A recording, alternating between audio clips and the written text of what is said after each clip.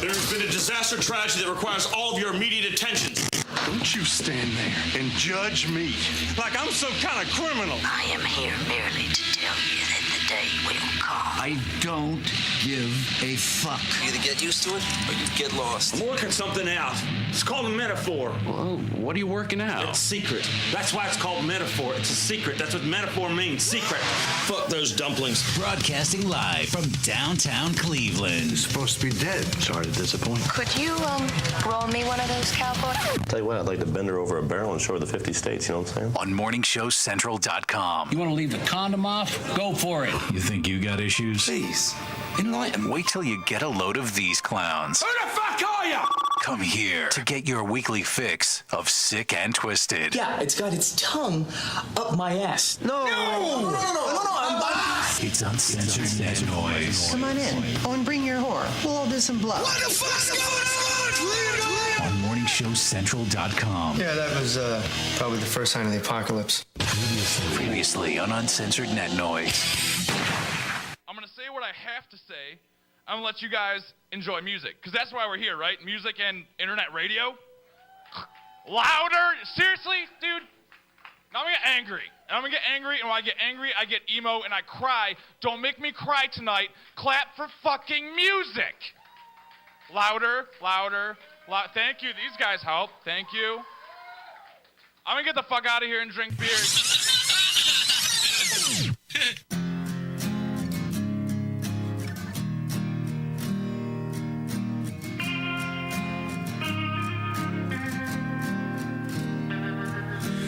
Everything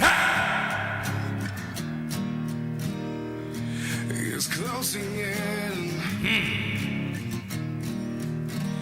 All this emptiness, it surrounds me. With everything I feel, I just know, oh, it's changing.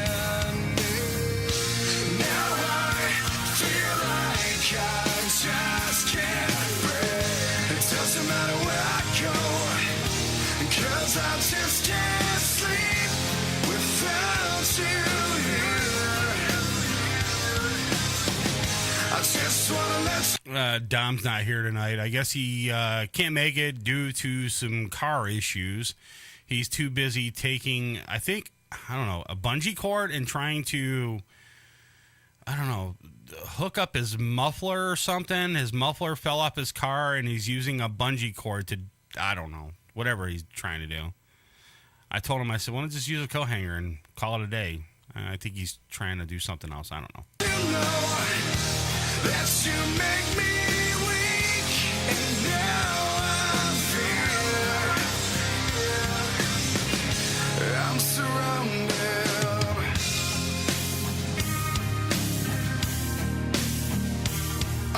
So since Dom's not here today, I got my intern sitting in, and I'm going to talk to him for a little bit, find out exactly the whole thing with the school he's going to, his broadcasting school, and find out what he wants to do when he graduates, and we'll get into that in a minute. But we're also going to call Dom up too, and we're going to talk about the birthday bash. A lot of stuff went down at the birthday bash. Some good, some bad, some freaking awful. But yeah, all in all, it was a good show. I mean, big turnout. Thank you for everybody that showed up at the bash. Thanks to all the bands that played. We're going to get into it a little bit, and we'll go over some of the stuff that actually happened at the bash, and we'll see what happens here. Memories.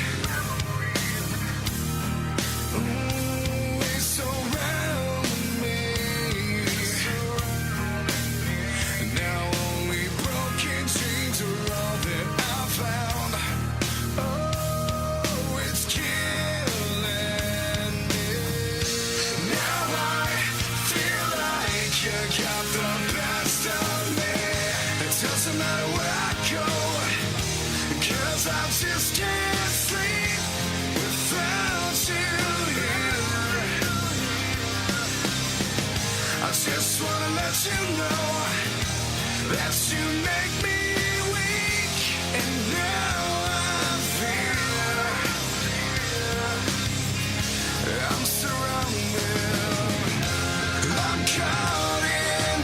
also, I got a special treat, too. The winner of the 2013 MSC Radio Network Best Local Band was awarded to Demons Within. And I have Mr. Joe Barto coming in a little later tonight, too, about 9:30. We're going to talk to him and see what he's up to, and also thank him for coming to the birthday bash as well. Also tonight on the show about 9:30 as well, we're going to have our friend Mark Eisenhart. He's going to be on the show. He was on here previously, and we talked to him a little bit about his weight loss and everything else and what was going on. He's got a new book coming out. We're going to talk to him about his boo. I think he kind of like mistyped it or something, but he put my boo on there. But I think he was trying to say my book. He forgot the K, but we're going to talk to him about that. Bachelorhood in L.A. and all that stuff, and the magazine that he's in Canada, and all this other stuff. So we'll get with him about 9:30 tonight and find out what's going on as well with Mark. A lot of stuff going on the show. Big changes coming up as well. We're going to talk about that. A bunch of crazy stories that we got pulled up in the news today. Mark went over a couple of them, and we're going to talk about pills that are poop. I guess they got poop in them or something like that. And then the other one was what, Mark? Students banned from homecoming for handing out condoms and goodie bags to solicit votes. Right. So, yeah, some dudes passing out condoms to solicit votes. So, all that much more. So, sit tight, guys.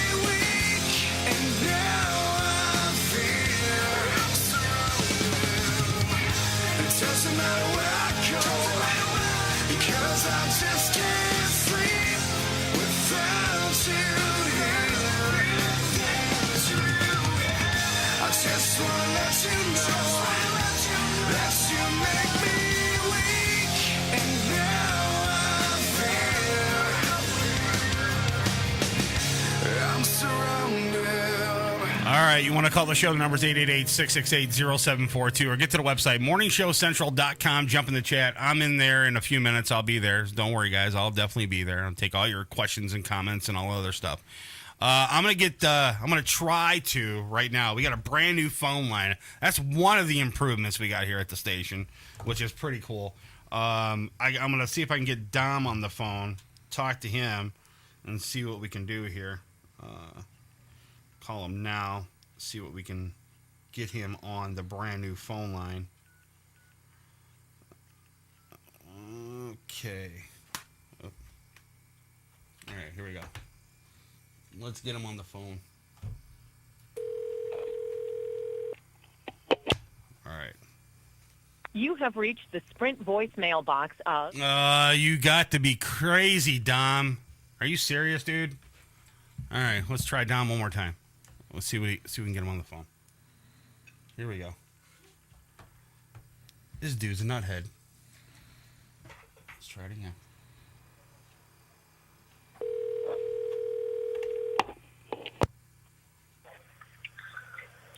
Beans won't burn in the kitchen. Beans won't burn in the grill. Blah, blah, blah, blah, blah, blah, blah. Yeah? Is that true? That's right. All right, so I got you on the phone. Why did your phone go to voicemail? Oh, wait, hold on one second. Looks like I got two headphones on my head. You got two headphones in your head?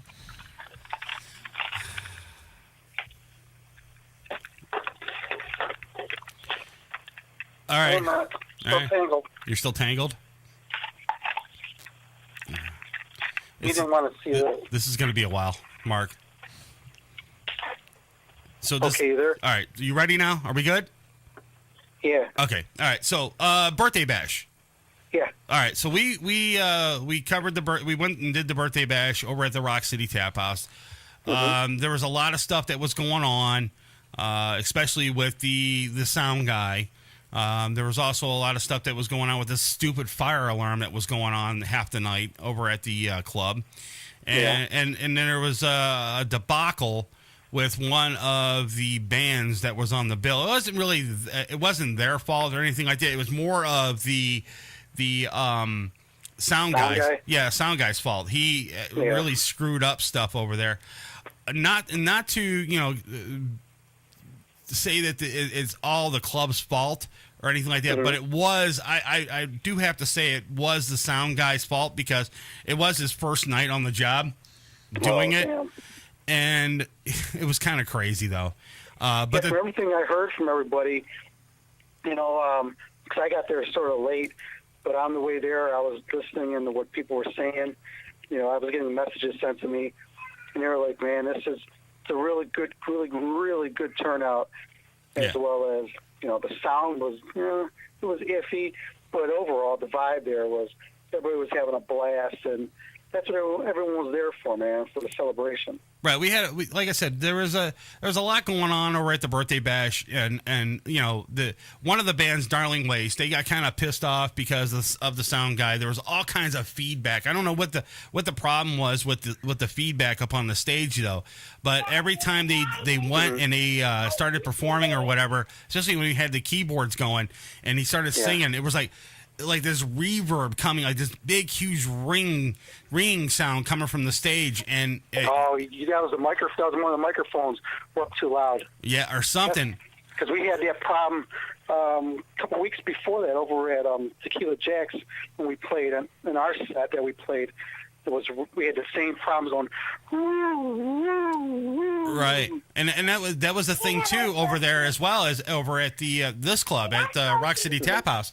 The guys were on stage, they were doing their thing, and then when Necros Obscura, the last band that went up for the night, they kept going back, and the lead singer would be singing into the microphone, and he would have to stay away from the middle of the stage because that's where the monitor was. If he got close to that monitor, it would just start squealing like crazy.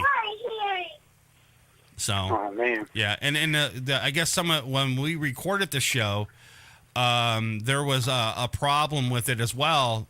You couldn't even hear the guitars at all. Damn, that's messed up. When I got up there when I saw Morality Check play, and he actually sounded really, really good. Because he turned down the monitors. That was the thing. He turned the monitors completely down. Corey's like, I don't need these damn monitors. Just turn them off. Because he had monitors already in his ear. Because he has a board in the back in the back there behind him that he can hear himself sing. Oh yeah. So he didn't need them up there. Yeah, he didn't need it up there. So he just turn those damn things off. We don't need them.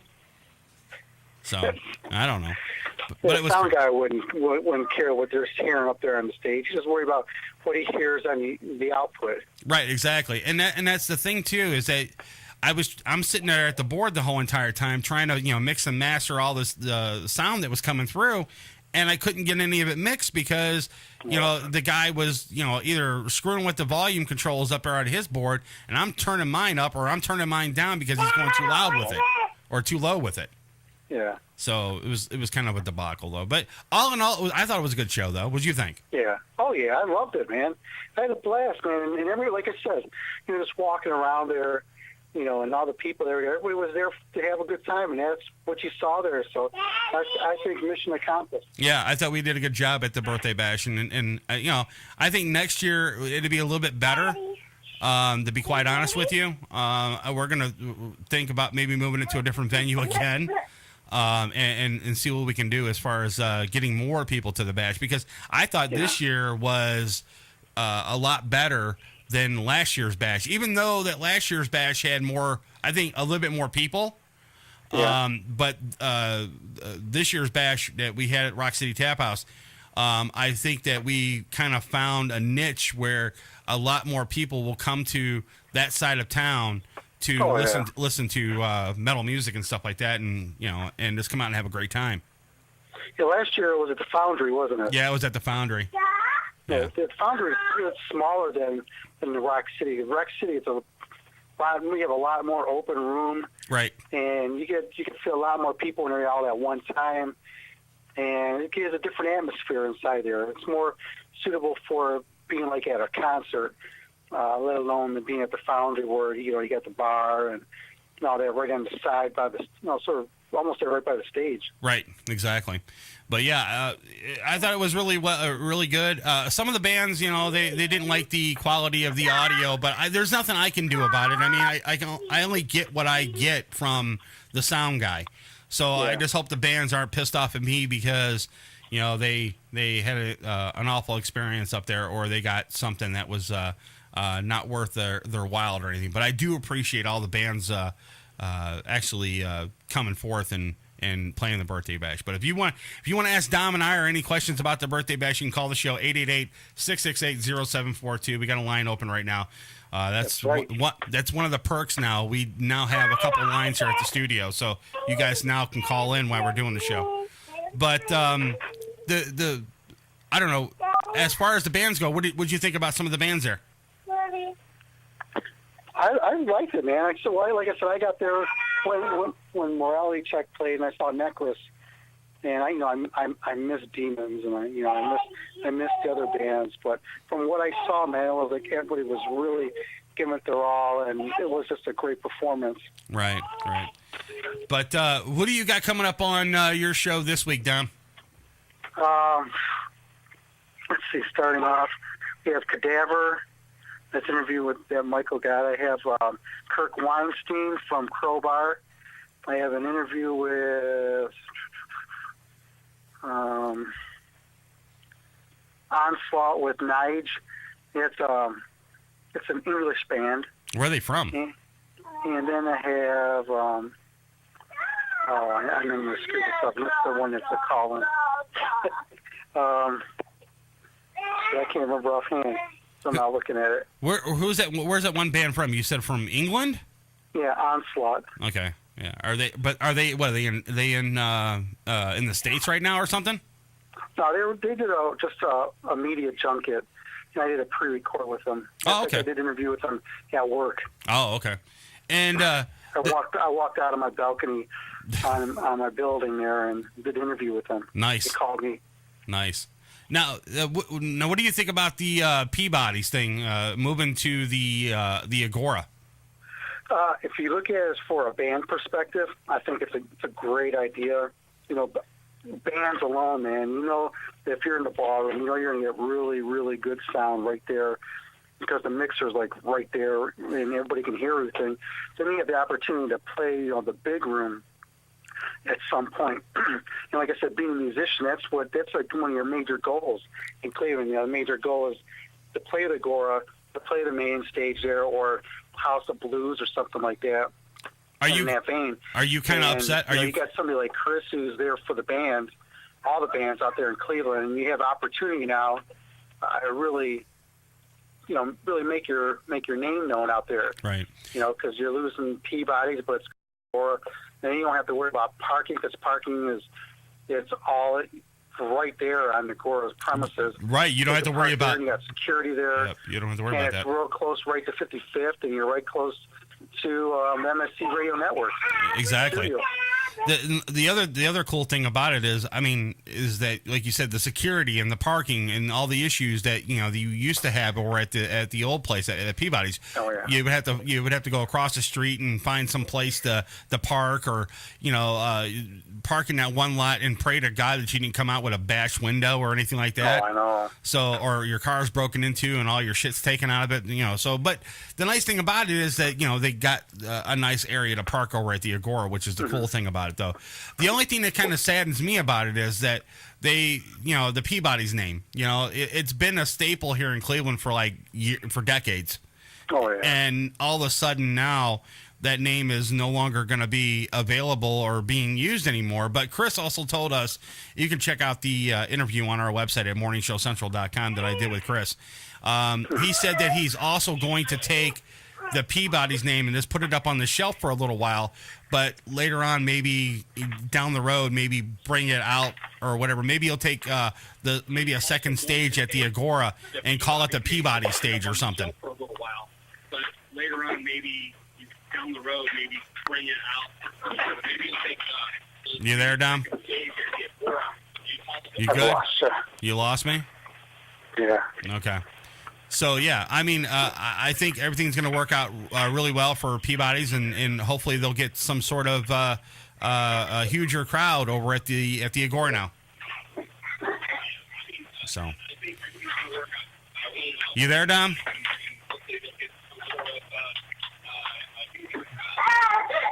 I think Dom.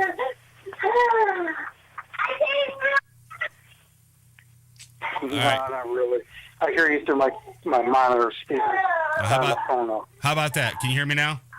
Yeah, I think so. All right, cool. All right. Just making sure you can hear me. I got really bad reception on my phone. Oh, okay. Cool. That's what it is. All right. Well, I just wanted to call in real quick and get your perspective on the birthday bash. And I know I hear you got your kid in the background yelling and screaming. So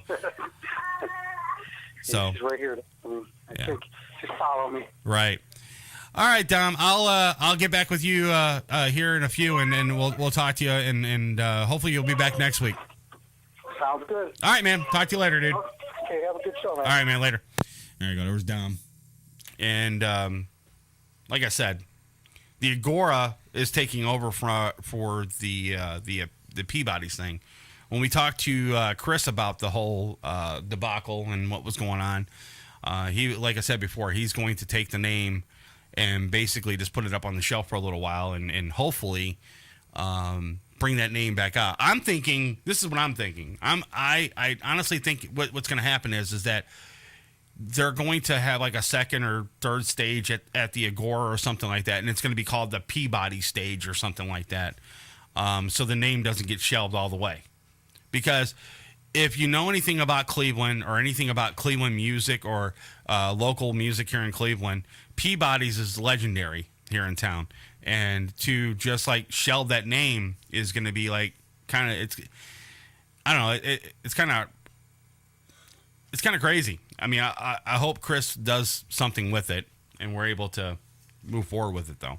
But we got a couple stories here before we go to break here. And I'm going to start with this one with this condoms. These guys, this kid, I guess, basically is trying to get votes for homecoming.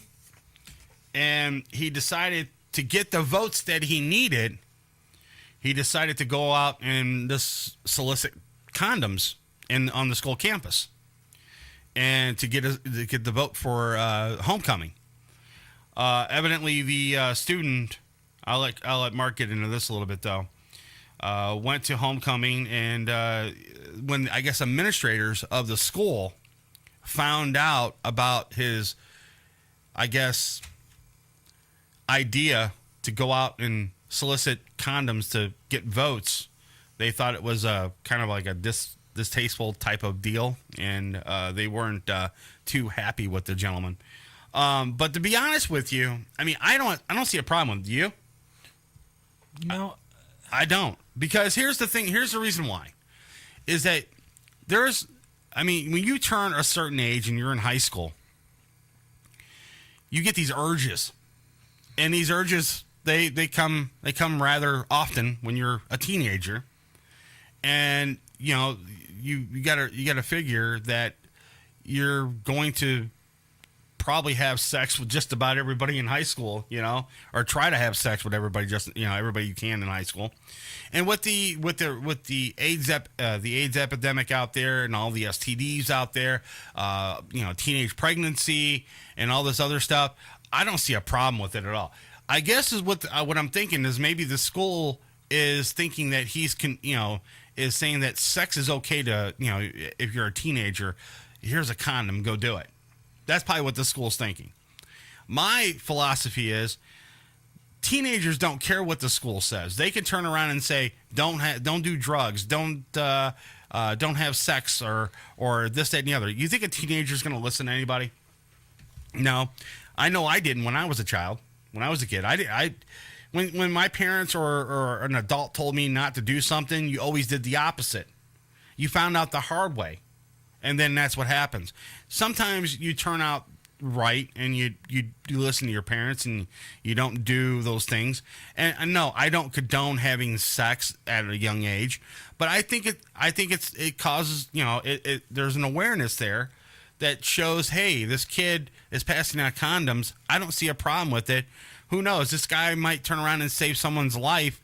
They might not get an STD, or they might not catch AIDS, or some girl might not get pregnant or something like that. I don't see the issue of the kid passing out the condoms. Do you?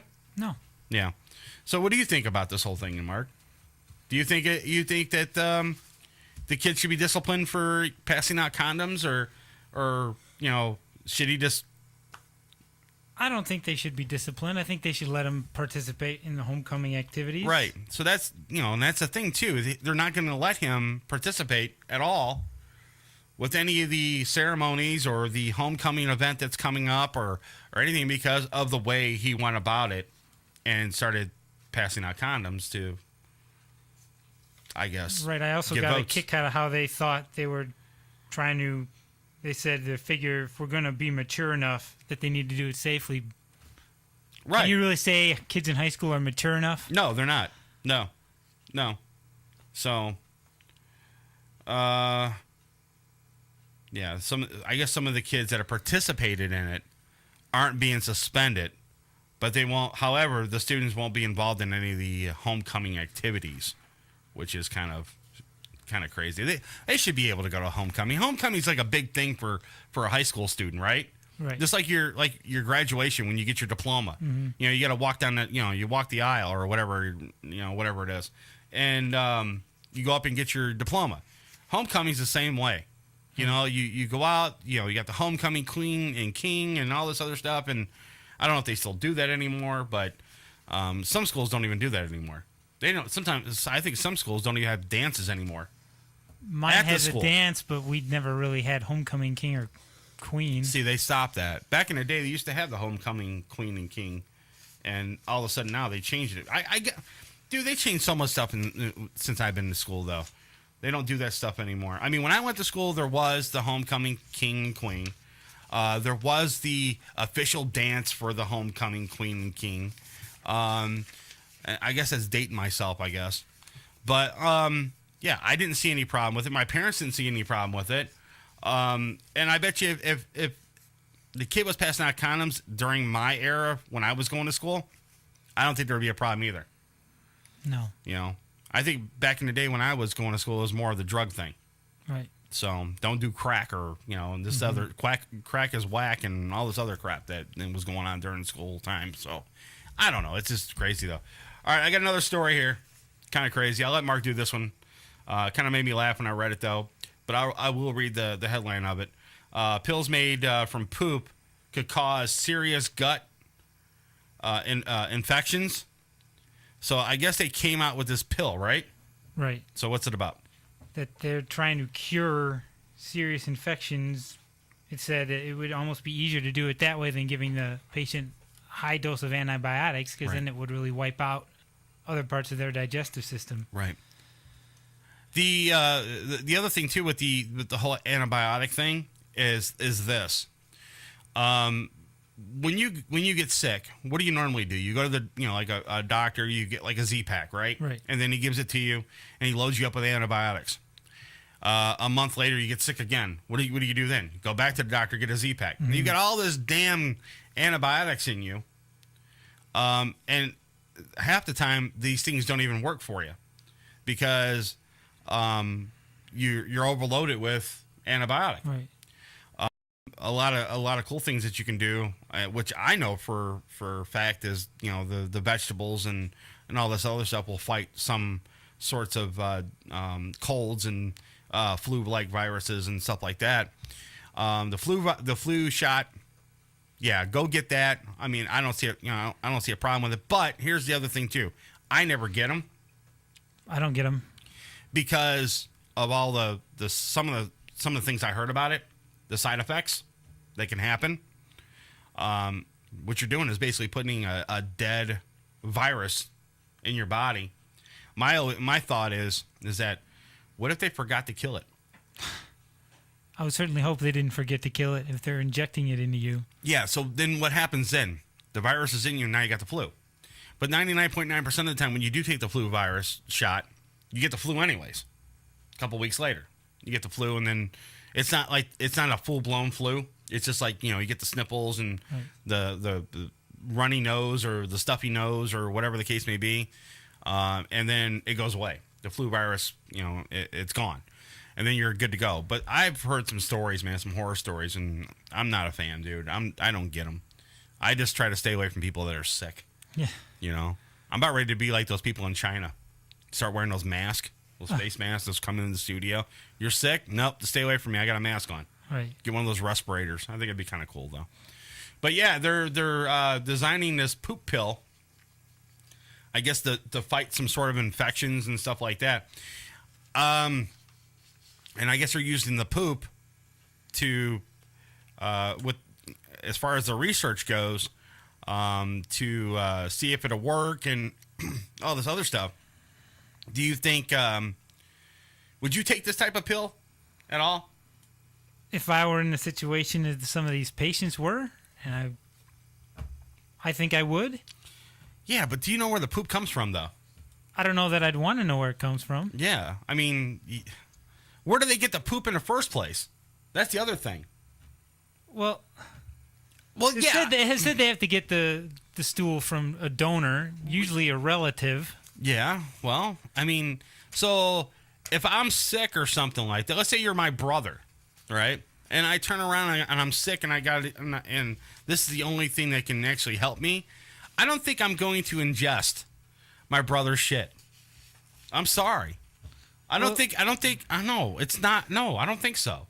I mean, how do they sterilize this stuff? Or well, the article makes the point to say that there is no stool left, just the bacteria that was in the stool that is used to fight the disease. Smell when you take the pill? Does it emit some sort of an odor? I didn't get the sense that it did from when I read the article. Well, I don't know, man. I'm kind of leery about that, though. I mean, whatever. I mean, I guess, but I'm not. So they get the stool from your brother. They pull all the bacteria out of it. They turn it into a pill that looks like a .22 caliber bullet. If you want to see the picture, go to our Facebook page, facebook.com/Morning Show Central Cleveland, and you'll be able to see the picture there. It's gold. The pill is gold, and it looks like a small .22 caliber bullet. I don't know, dude. I'm not really. I don't think I'd be a fan of like ingesting a poop pill. I don't know. No, I don't think so. Would you actually? I mean, you said you would do this if this is the only thing that would help you? I think a lot of people would do whatever it took to get some level of health. Yeah, I don't know, dude. A poop pill is not one thing on my list that I would try, though. It's kind of weird. I don't know. So. I just hope I never have that disease that would require me to take that kind of pill. Me either. All right, listen. We're going to take our break. When we come back, we're going to get Mark Eisenhardt on the show. We're going to talk to him a little bit. Yes, Mark, if you're listening right now, I did get your bullet points, and I am reading them. And we're going to talk about this. So here's some of the bullet points that Mark wants to talk about. His boo. Okay, that's one thing we're going to talk about. And network. Okay, is another one we're going to talk about. And what is another one? That's it. We're going to talk about those two things first and find out what Mark's up to. I know they're all spelling errors and everything else, but we'll go from there and see what happens. Looks like our buddy Joe just walked into the building. We'll talk to him, too, when we come back from break. So don't go nowhere, guys. We'll be right back. You're listening to Uncensored Net Noise on morningshowcentral.com. You're listening to Morning Show Central Radio Network. Don't touch that mouse, or we'll come to your home and pistol whip you. You're listening to Morning Show Central Radio Network. Right here on morningshowcentral.com. Hey, this is Dee Snyder from Twisted Sister, and you're listening to Uncensored Net Noise. If you're looking for the best in musical equipment, recording gear, sound reinforcement, and more, Guitar Center has you covered. Guitar Center, located at 26635 Brook Park Road in North Olmsted, has the tools of your trade with the largest selection of music and sound gear in the area. They cater to your musical needs and have the knowledge to help you out. Guitar Center in North Olmsted. morningshowcentral.com uses them. You should too. Need to know more? Go to guitarcenter.com. You want a date? I'm gonna puke on you. Gee, I don't think I have a price for that. You're listening to Morning Show Central Radio Network. Right here on morningshowcentral.com. If you have a product or service, let people know about it. Get your message out there and advertise on MSC Radio Network. It's easier than you think, and the whole planet is listening. Find out how you can advertise. Email Chris at morningshowcentral.com. Looking for reliable and affordable Shoutcast audio or video hosting? JWN Media offers complete Shoutcast hosting solutions for business or personal use. All plans come with full listener stats, custom web scripts for implementing your service into your existing website, full server control, super fast network, and huge bandwidth limits, a 99.5% uptime guarantee, and friendly, knowledgeable support personnel dedicated to making your hosting experience fun and easy. With plans starting at only $3 a month, you have no excuse not to get a server of your own. Plus, with the option to add auto DJ and on-demand services, you can be confident your station will be all it can be. Custom plans are also available at their website. Simply visit jwnmedia.com and click the Shoutcast hosting link to get started right now. Hey, local bands and unsigned artists. What if I told you there was a place in Cleveland where you can get your merch made and have it sold in one location? What if I said you could bring your CDs and tickets to upcoming shows to this location? And what if I said you could do live acoustic sets at this location? I bet you're thinking there's no such place in Cleveland. Guess what? You'd be wrong. Contact Rick Navario at Rock City, Cleveland, and tell him you need merch made and you want to sell it in his store. Now, how cool is that? You can tell your fans to come down and get your stuff, and I think he'd ship your products to your fans. And he's local. Contact Rick Navario at Rock City, Cleveland today. 216-622-0377. That's 216-622-0377. Call the show toll free. 1-888-668-0742. You're listening to Morning Show Central Radio Network on morningshowcentral.com. Oh, wow. Language. Okay, he was PMSing. You're listening to Morning Show Central Radio Network. Check out Uncensored Net Noise every Friday night, 9 p.m. Eastern, right here. Uncensored Net Noise on morningshowcentral.com. Oh, great. Not another farm bill request. Check us out on Facebook at facebook.com/morningshowcentral. Denying one farm bill request at a time. Prepare to get your cock rocked to kingdom come. Welcome back to the show that doesn't discriminate. We'll bang everyone equally. You can handle that? You got a job. It's Uncensored Net Noise. It's Uncensored Net Noise. Welcome back to Uncensored Net Noise. Live on morningshowcentral.com. If you'd like to call the show, 1-888-668-0742.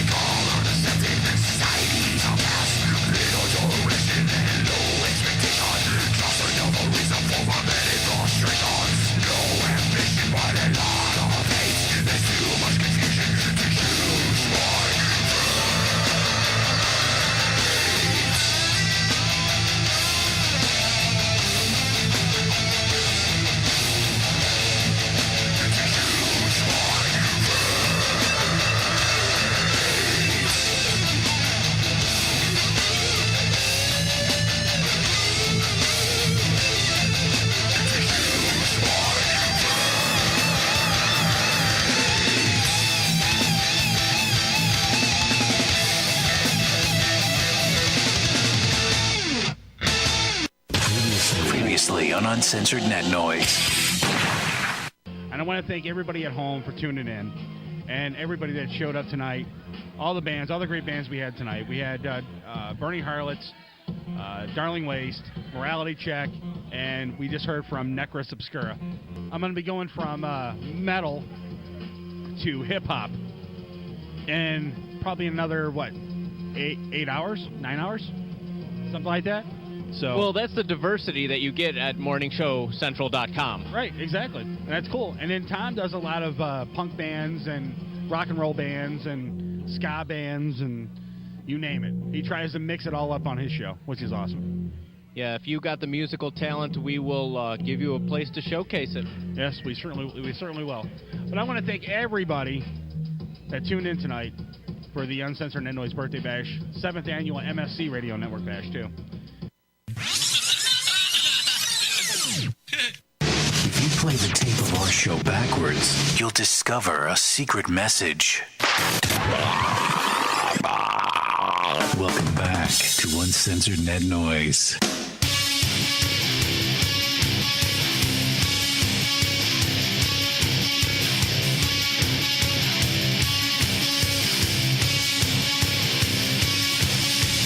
All right, guys, we're back. If you want to call the show, the number is 888-668-0742. Or get to the website, morningshowcentral.com. Jump in the chat. I still haven't got in there yet, but jump in there anyways. I will get there soon. I'm sitting now with the lead singer of Demons Within, our good buddy Joe Bartow. He graciously came short notice since Dom couldn't make it in tonight, and I do appreciate him coming in. And you know what? It kind of helped out too, because I really wanted to talk to Joe about because we really didn't talk after the birthday bash about the whole award thing and all that stuff. And I really wanted to get your take on it and everything. I saw the picture that you guys posted up on your Facebook page, which is cool. So what's the response from some of the people that you've showed it off to? They're pretty much saying it's about fucking time. Right. You were the band beat, shit like that. I mean, it's that fluff talk is, your friends and whatever, but it's good to hear, and it was good the response we got on the voting. What we do, 65%? You did 65% of the vote, and there was a total for you. I believe the last time I looked was like over 3,000 votes, which was crazy. There was a total of like 6,500 votes. We have a pretty good hardcore group of fans. Yeah, that's cool. The ones that go to the shows, the ones that do shit for us online and shit. So obviously it showed by the votes. So. Yeah. It worked out really well, though. So, I mean, that's a cool thing about it, though. And you know what? The other thing is that there's not any other, that I know of, other venues or even people out there giving away awards for local music. No, not in like the Cleveland, Ohio area. I know Erie, Pennsylvania, they do their thing every year. So hopefully, what you started will build in and continue to be an annual thing. It will be. I think, I'm really thinking maybe we could just like I said, I tried to mesh it in with the birthday bash, right? Which is great though. Right. Next year voting will be a little bit better. You'll be able to vote multiple times. I kept it. Here's the thing. I had a lot of complaints. A lot of people are like, whoa, how come I can only vote once? Well, that's why. You vote once and that's it. Right. A lot of people were pissed off. Well, I want to go back and vote for, this band. I'm like, well, I'm sorry, you can't. Right. But that just, I'm not knocking any of the bands. It just says to me that you don't have a huge fan base. Right, correct. To get people to come to the website to vote. Right. So, I mean, next year you'll be able to multi-vote. And people will bitch about something next year, too. Exactly. So, I'm going to fix that, too. But it's cool, though. All right, I do have a good friend of ours on the show right now, Mark Eisenhart. We're going to talk to him for a little bit, find out what's going on with him.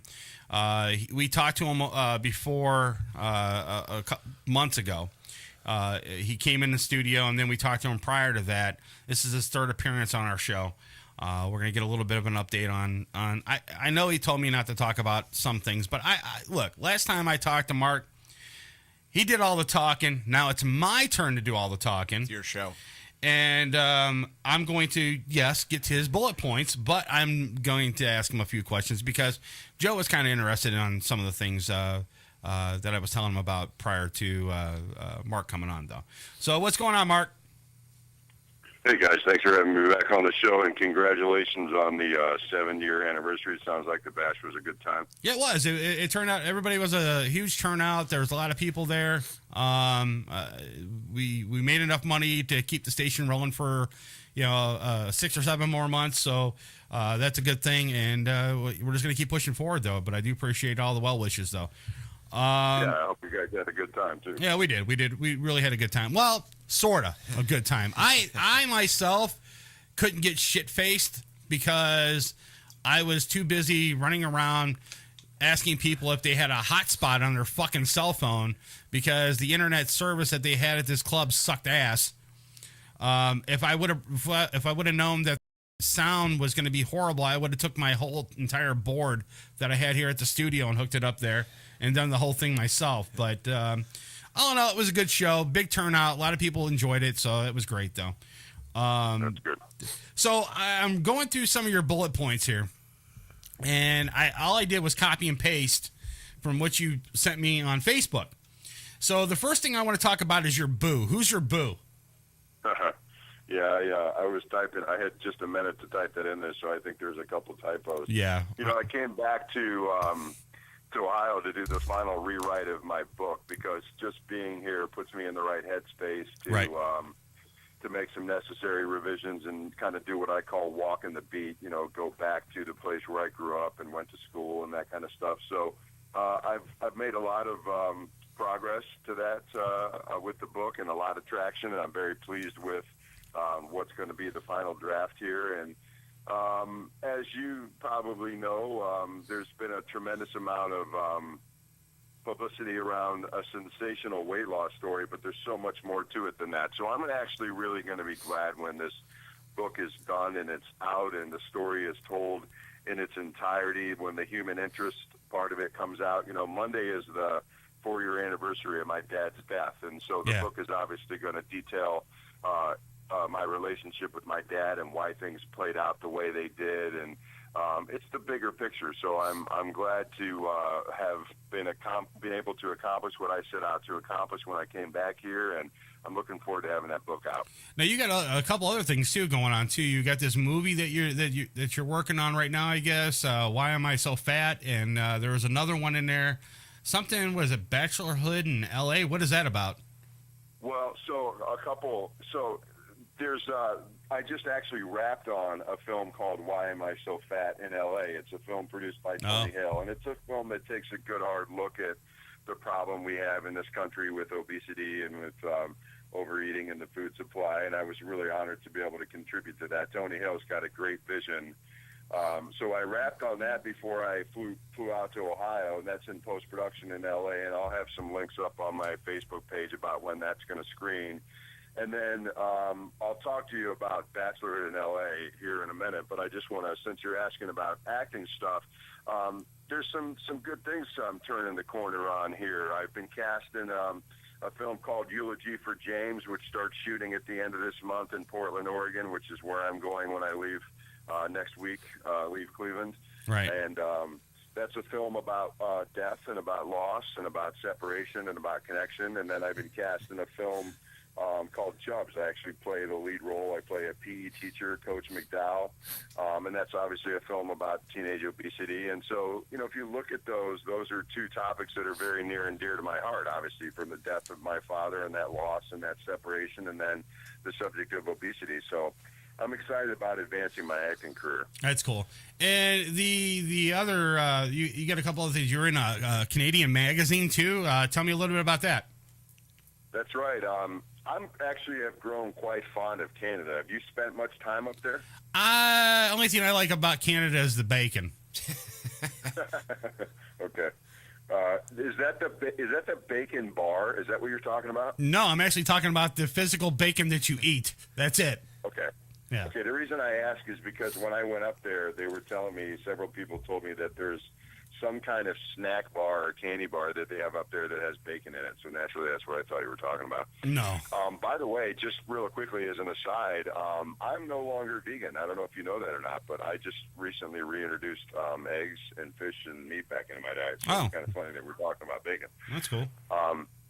So I spent some time up there. I spent the entire month of July up in Vancouver, BC, and surrounding area, and I was in Optimize magazine, which is a Canadian magazine, in May. And so on Monday, which is kind of appropriate, right, because the feature that I have in that magazine is dedicated to my dad, and Monday is the day the magazine comes out, and it's the 4-year anniversary of his death. So I'm featured in Sweat Equity magazine, which is a Canadian lifestyle and fitness magazine. And I like it up there. So you're going to see here over the course of the next several months, I'm going to be doing some more outreach up in the Edmonton, Alberta, Vancouver, BC, and Toronto area. I'm going to be doing some speaking events and some publicity up there. And I'm also going to be doing some training up there because it's a nice, sharp contrast from, LA is a great city, but it's a city you got to get away from every once in a while. Yeah. I mean, I could, well, look, I really wouldn't want to live in LA. I don't know about you, Joe. Would you want to live in LA? No, I wouldn't want to live there. I mean, I'd go visit, play some, clubs up there, but I don't think I'd ever live there. No, me either. Because the thing is that I don't want to be stuck in traffic for 10 and a half hours. I don't want to sit there and smell the smog all freaking day.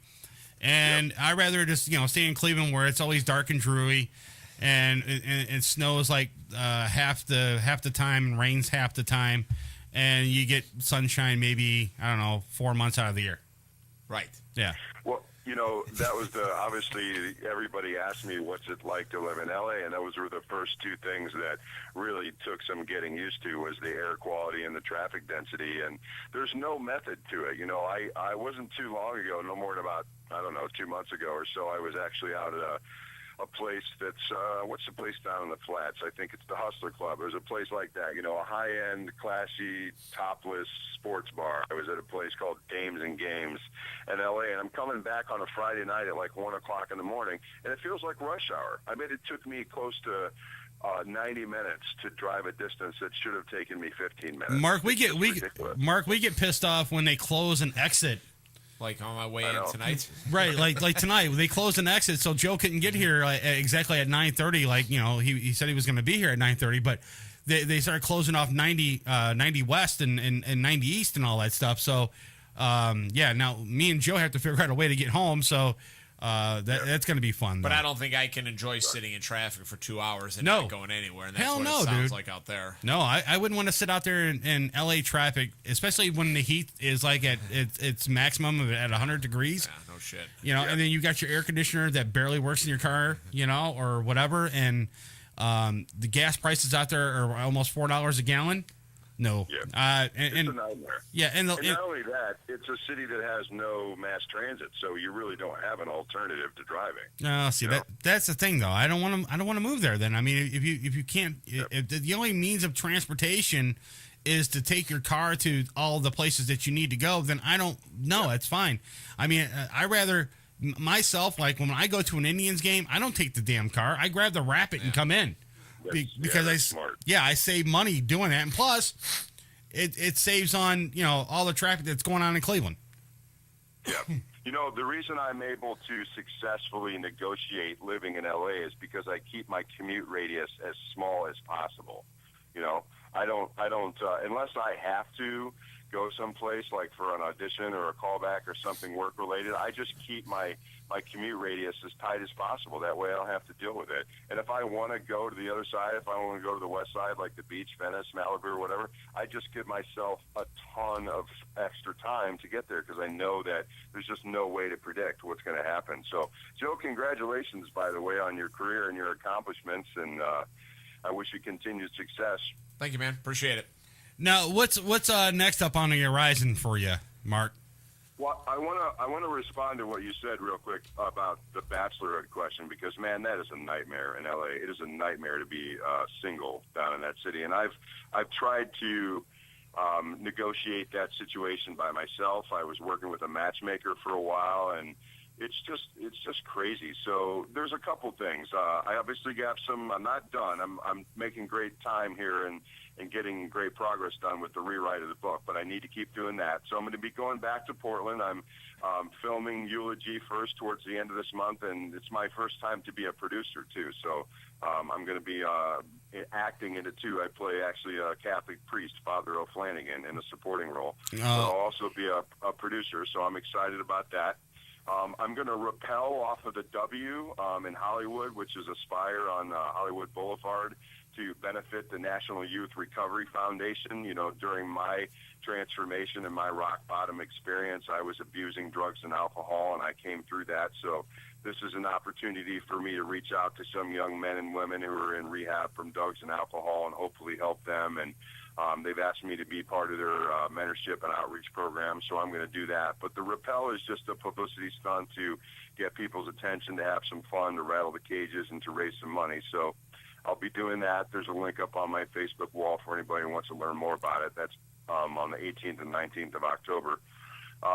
I am being considered for another appearance on The Doctors, which is the show on CBS that I made a brief appearance on. And I was on deck to adapt my story for screen with the Synergy TV network in the way of a film short, but I actually spoke with their producer today, and right now they're not sure if they have the bandwidth to do that this year. It may get turfed off to 2014, or I might end up going with a different production company. So are you? I'm really committed to that. Are you trying to turn this whole thing into like a documentary of your entire life, and maybe get it like on a History Channel or a Discovery Channel or something like that, or one of these health channels, or or what's your major goal? I mean, what do you want to see happen as far as this whole thing?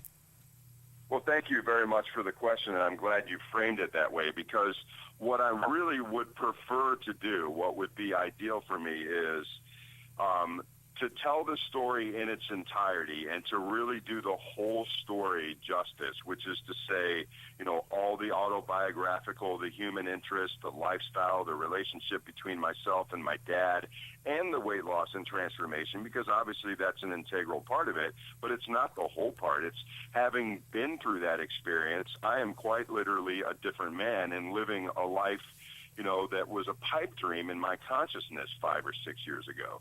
So honestly, what I would prefer to do is get the book out, see how it lands, see what kind of exposure it gets. I have some leading industry leader publicists that I'm in dialogues with right now, and I'm hoping that I'm going to be able to have the budget to be able to retain one of their services, because these are people that have represented, as publicists, have represented A-list celebrities, and they're incredibly good and competent in what they do, but they come at a rather sizable retainers. So I want to see what kind of coverage and what kind of exposure I get with the book.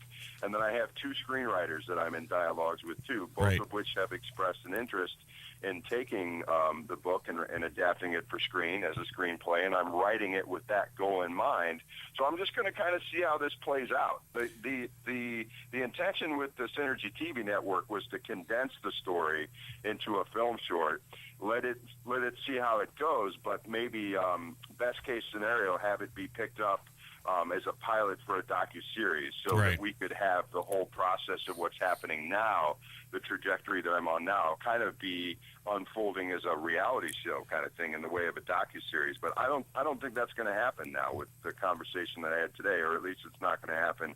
We're not going to start filming before the end of the year. So I'm going to redirect my energy back to getting the book done, and I'm going to keep the dialogues open with the publicist and with the screenwriters. Right. And I would like very much to see this thing as a major motion picture. That would be cool. That would be really cool. I mean, but the thing, the question, the thing I think is maybe you should try pitching it to Oprah or something like that.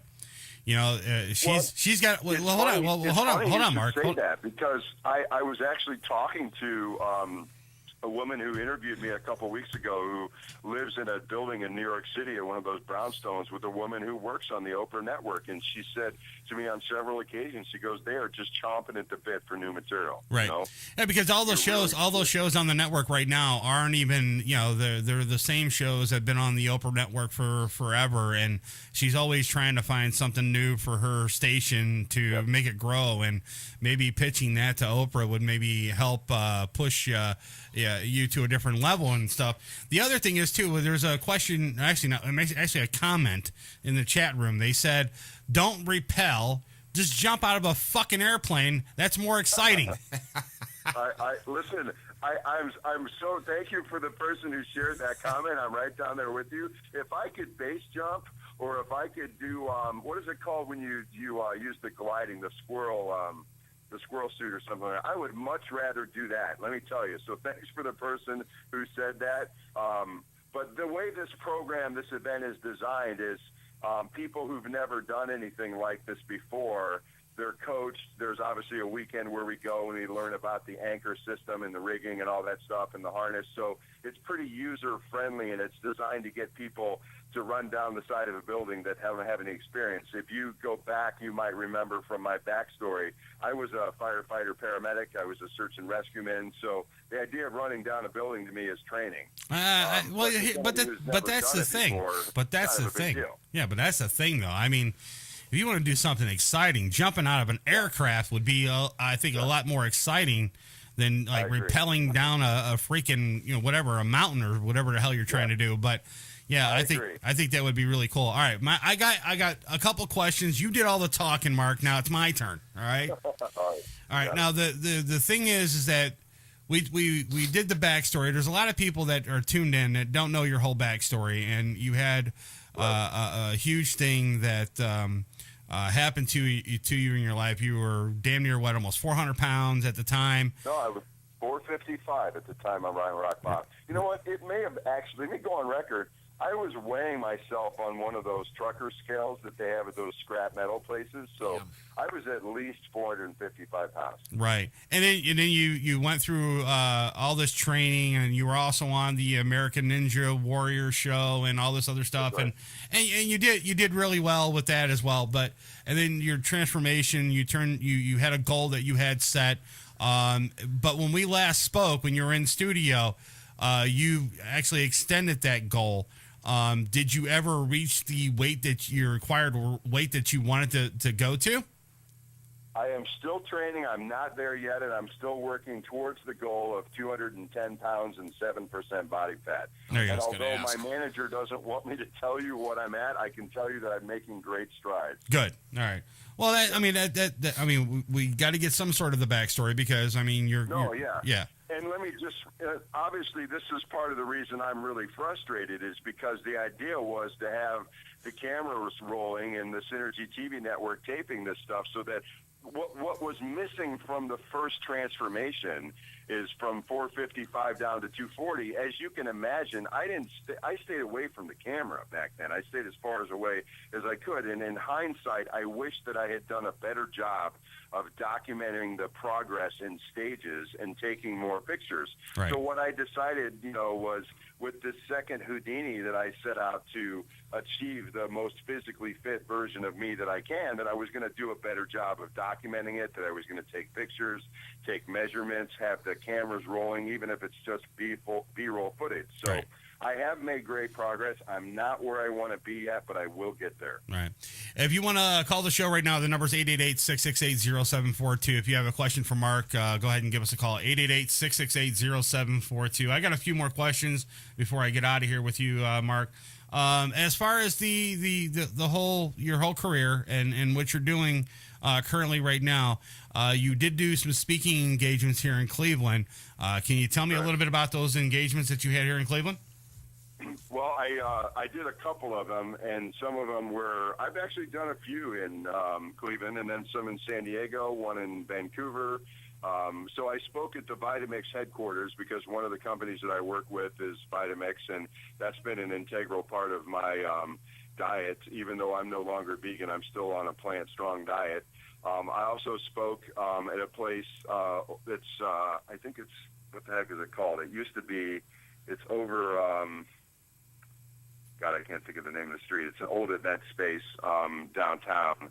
So this is all transformational speaking, in other words, and I've done some stuff at Whole Foods too. So it's a chance for me to get in front of people and describe not only how I lost the weight, but the stuff that really, in my opinion, matters most is the stuff that happened in between my ears, because the weight loss story is important for people to hear, but understand that I was depressed, I had anxiety, depression, OCD, I had an eating disorder, I had a real problem between my ears. So when I do these speaking events, like I have done and will do some of them in the future, I talk about things like the power of meditation, how to use positive affirmations, how to reprogram the subconscious mind, how to do visualization techniques.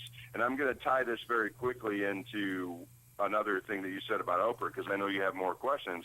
I have actually been in dialogues with my manager and with Tom Terwilliger, my achievement mentor, and my coach, Eric Brozer, about pitching to the Oprah Network something that we would call transformation TV, for lack of a better way of putting it. So not the biggest loser in that we're just focusing on weight loss, but bringing in all the component parts, the behavioral, the psychological, the diet, the lifestyle, the exercise, bringing in a panel of people that represent each of those component parts, and then having that be a reality style show. So I don't know if we're going to pull the trigger on that. Right now we're just talking about it, but you know, allegedly Oprah is chomping at the bit for new material, and if we're going to go at her with anything, that's what it's going to be. And that was sort of born out of these transformational speeches I did in places like Whole Foods and Vitamix and some of the other places I did up at Horton Premier Fitness in Vancouver, because you engage people and people start asking questions about how I did it and this and that, and pretty soon I was like, you know what, we ought to turn this whole damn thing into a show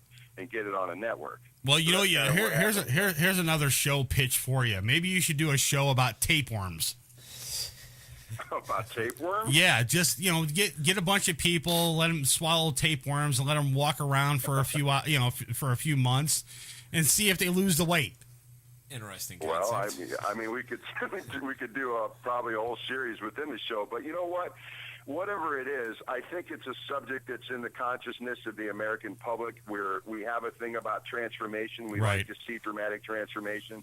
We like to see people be successful, and we have an obsession with our with how we look, with our food supply, with what we eat. Everybody wants to, you know, be ripped and chiseled now. I think we have a very different view of aesthetics. Something like this could be, I don't know. I don't know if they would take it seriously. I don't have the credentials that Jillian Michaels has, but what the heck, we got nothing to lose, right? Right. Something I was reading on, what was it, Facebook? Someone posted an article about, like, get chiseled abs in like 6 weeks or something like that. Yeah. And I'm looking at this stuff, and I'm like, what's inside this? Like a tapeworm or something? Yeah. You know, and that's why I brought up the tapeworm, because you got all these different, like, you know, different pills and, you know, these weight loss things and all this other stuff that, you know, you can take to lose weight and all this stuff. I mean, it's not like it was back in the old days where, you know, you ran, you know, 5 or 6 miles and you got on a treadmill and you know, you lift weights and all this other stuff. And then, you know, 3 or 4 months later, then you have the 6-pack abs and stuff like that. Right. I mean, for God's sakes, they're using Justin Bieber as the fucking spokesmodel of the freaking pill that gives you the 6-pack abs. Great. Well, we now live in this, you know, microwave culture of instant gratification. We want to be able to, you know, drink our meal replacement shake and pop our tapeworm pill, and 2 weeks later we look like we're on the cover of Maxim or GQ, and that's just crazy. We've taken it to the logical extreme. And what's even more ridiculous about it is, as we speak, there's probably somebody somewhere in a lab who's doing their best to come up with the formula to do this. And, you know, we need to, as you pointed out, we need to remember that it happens over time. It's not built in a day. And if you do it right and it's sustainable, it has to happen between the years.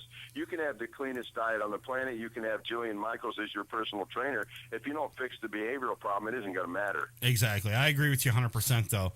And, you know, all right, my final question before I let you go, because I got Joe here, and I'm going to talk to him a little bit about the award that he picked up at the Uncensored Net Noise birthday bash. My final thing for you is, when are you coming back to Cleveland, and are you doing any more engagements or any more dates? And go ahead and plug some of that stuff. Well, thank you. I will be coming back. I'm not sure when, but I've been asked to actually sit on a show that's a weight loss challenge show in Cleveland, which is going to air sometime over the holidays. I'm actually a little bit surprised that it's not going to air in January, because that makes the most sense. Obviously, our culture, our relationship with food totally changes in November and December, and then January seems like the logical time to launch the show. But I have asked to sit on that weight loss challenge show with TV20, and I will do it. And Right. it will be, I suspect, later this year, so I will be back. And then in terms of speaking, because I have decided to self-publish the book as opposed to going with a publishing agency, because I'll be able to do it much more readily and quickly, because it can take 6 months after you publish or finish the book before they look at it, and after that it can take 6 months before they publish it, and I'm not going to wait that long. So in terms of speaking and meet and greets and things like that, I suspect that once the book is out sometime in, hopefully late January, thereabouts, because I want to pick up on the momentum of the whole New Year's resolution thing with the launch of my book. Right. And I'll be back in Cleveland, and I'll be speaking, and I'll be doing meet and greets and publicity to follow up on the book launch. So I'll have some better idea of when that will be, and I'll have dates on Facebook, but I expect it to be after the first of the year. The thing with the weight loss challenge, I'll probably duck in, do the show, and then duck back, because I'm still going to be filming. By then I will have wrapped on Eulogy, and I'll start filming Chubbs back in Portland, so it's going to be in and out. That's cool. All right, well, Mark, it's been a pleasure and an honor to have you on the show. Just stay away from the Canadian bacon up there. That's all mine up there, so don't mess with that. I mean, if you're coming back to Cleveland, make sure you bring me enough. I definitely I tried to get you in the studio before, but we were so booked up. We had the birthday bash going on. I took last week off because I was so freaking exhausted. This week we got back and we're discussing the birthday bash, and I figured I'd get you in here, talk to you a little bit and find out what's going on. But I do appreciate it, and I wish you the best of luck. And when you do come back to Cleveland, give me a holler, let me know, and we'll maybe get you back in studio or something. Yeah, I will, and I appreciate you being accommodating. I think it all worked out all well and good in the long run, and you prompted me real quick. I didn't even think to tell you this, but just before we close, the nice thing about this film, Chubbs, is it's not only that it's a film about childhood obesity, but there's actually an outreach program in place. So to answer your question about speaking, the intention is to screen the film at after-school programs, YMCAs, Boys and Girls Clubs, have kids watch the movie, and then have an opportunity to talk with them and hopefully their parents about things like how important it is to eat healthy and not to bully and to have good self-esteem. So when I am back, whether it's January, February, or whatever, there'll be an opportunity for me to hopefully get in the schools and the after-school programs and talk to some kids too. So thanks for having me back on the show, Joe. Congratulations, all the best on your continued success. Thanks, man. Appreciate it. I'm envisioning a whole lot more than 6 or 7 months there for you guys at the radio station. I know that you turned the corner on something big, and I want to support you in what you're doing, and keep killing it, man. Thanks for having me back on the show, guys. All right, Mark. I appreciate it, man. Mark. All right. Thanks a lot, man. All right. All right, bye-bye. All right, bye-bye. There you go. There's Mark. All right. So, it was interesting. So, yep. I did appreciate him coming on. But, you know what? All this weight loss stuff that, these pills that you see out there on GNC, and, you go to the stores and you pick them up and you buy them and all that stuff like that. And, you take them home and you think, they're going to work, right? I had the perfect solution. Take off the feed bag? That too. But I have the perfect solution, and we're going to take a break right now for you to lose weight. So I got a PSA right here that I'm going to play for you, and we're going to take a quick break. You're listening to Uncensored Net Noise on morningshowcentral.com. Overweight and embarrassed to go anyplace. AIDS helped me get back into a size 12. The AIDS diet plan helped me get back into a size 6. AIDS helps control your appetite so you lose weight. Yet AIDS lets you taste, chew, and enjoy. And the appetite suppressant in AIDS is not a stimulant. AIDS helped me lose the weight and has nothing in it that could make me nervous. Question: why take diet pills when you can enjoy AIDS? AIDS helps you lose weight safely and effectively. Use only as directed. Uncensored Net Noise. Every Friday night, 9 p.m. Eastern on Morning Show Central Radio Network. morningshowcentral.com. Got time in your hands? Oh, fuck! Ow! Ow! Ow! Ow! What? Ow! Send us an email. Hit the Contact Us page on morningshowcentral.com. You're listening to Uncensored Net Noise. User-friendly and ready to serve. morningshowcentral.com. If you have a product or service, let people know about it. Get your message out there and advertise on MSC Radio Network. It's easier than you think, and the whole planet is listening. Find out how you can advertise. Email Chris at morningshowcentral.com.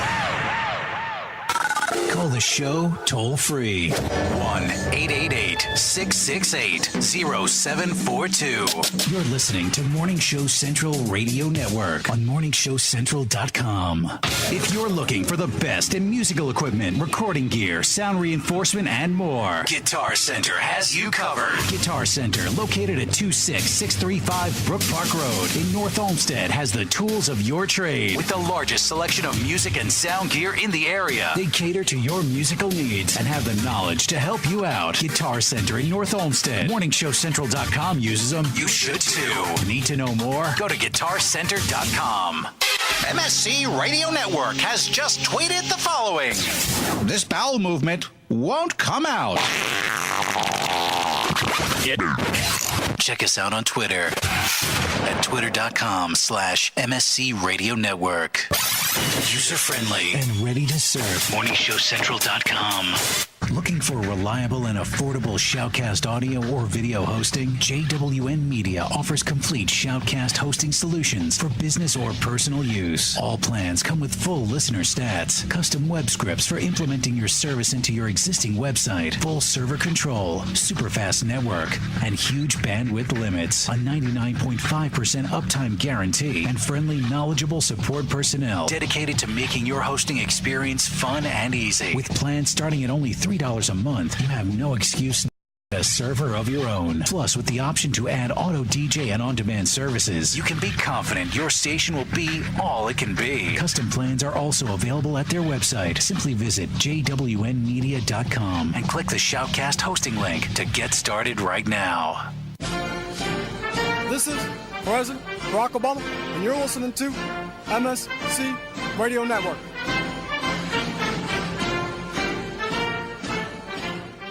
Hey, local bands and unsigned artists. What if I told you there was a place in Cleveland where you can get your merch made and have it sold in one location?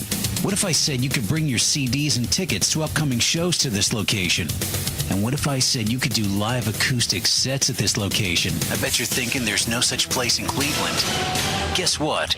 You'd be wrong. Contact Rick Navario at Rock City, Cleveland, and tell him you need merch made and you want to sell it in his store. Now, how cool is that? You can tell your fans to come down and get your stuff, and I think he'd ship your products to your fans. And he's local. Contact Rick Navario at Rock City, Cleveland today. 216-622-0377. That's 216-622-0377.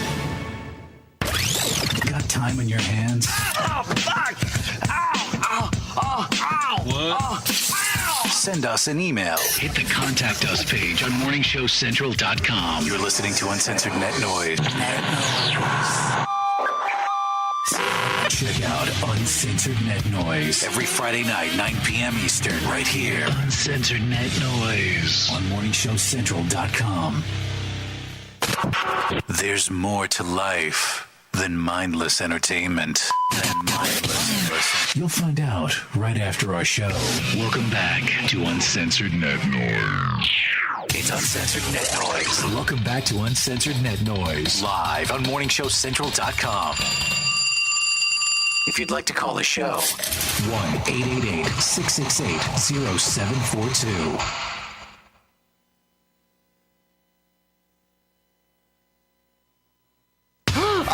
I know, oh my God, I know what we're gonna do. Oh, it's so delicious, I can almost taste it. If you're looking for the best sub shop in town, look no further. Hanini Subs, located at 7310 Lorraine Avenue, is the place for you. Stop in for a cold cut sub, cheeseburger and fries, wingdings and fries, and so much more. I can almost taste it. Hanini Subs at 7310 Lorraine Avenue is open 24 hours a day. Check them out on Facebook, facebook.com/burrito crazy. And if you mention MSC Radio Network, you'll get $1 off your meal. It's all good at Hanini Subs. So damn good.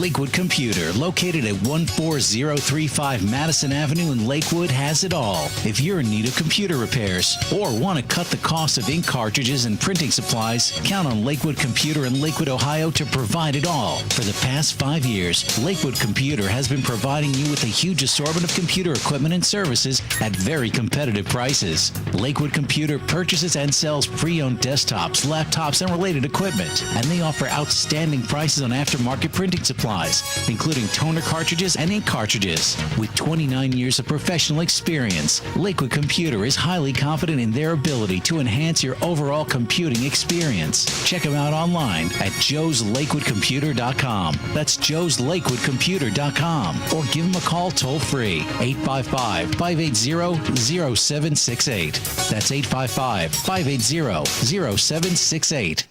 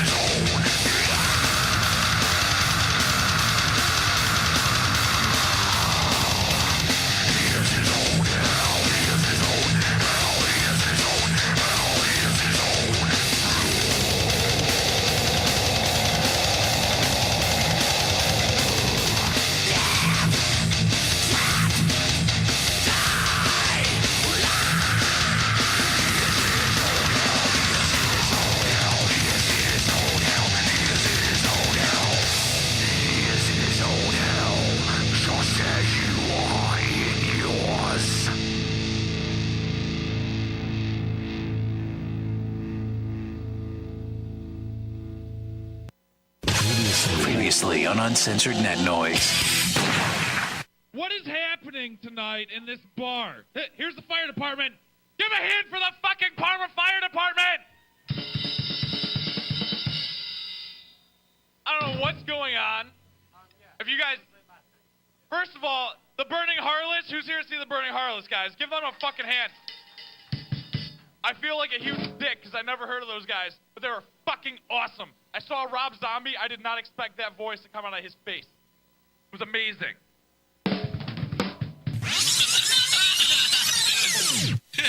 If our show were a chick, we'd flash you our tits. Baby, I don't swing that way, especially not with old guys. Welcome back to Uncensored Net Noise.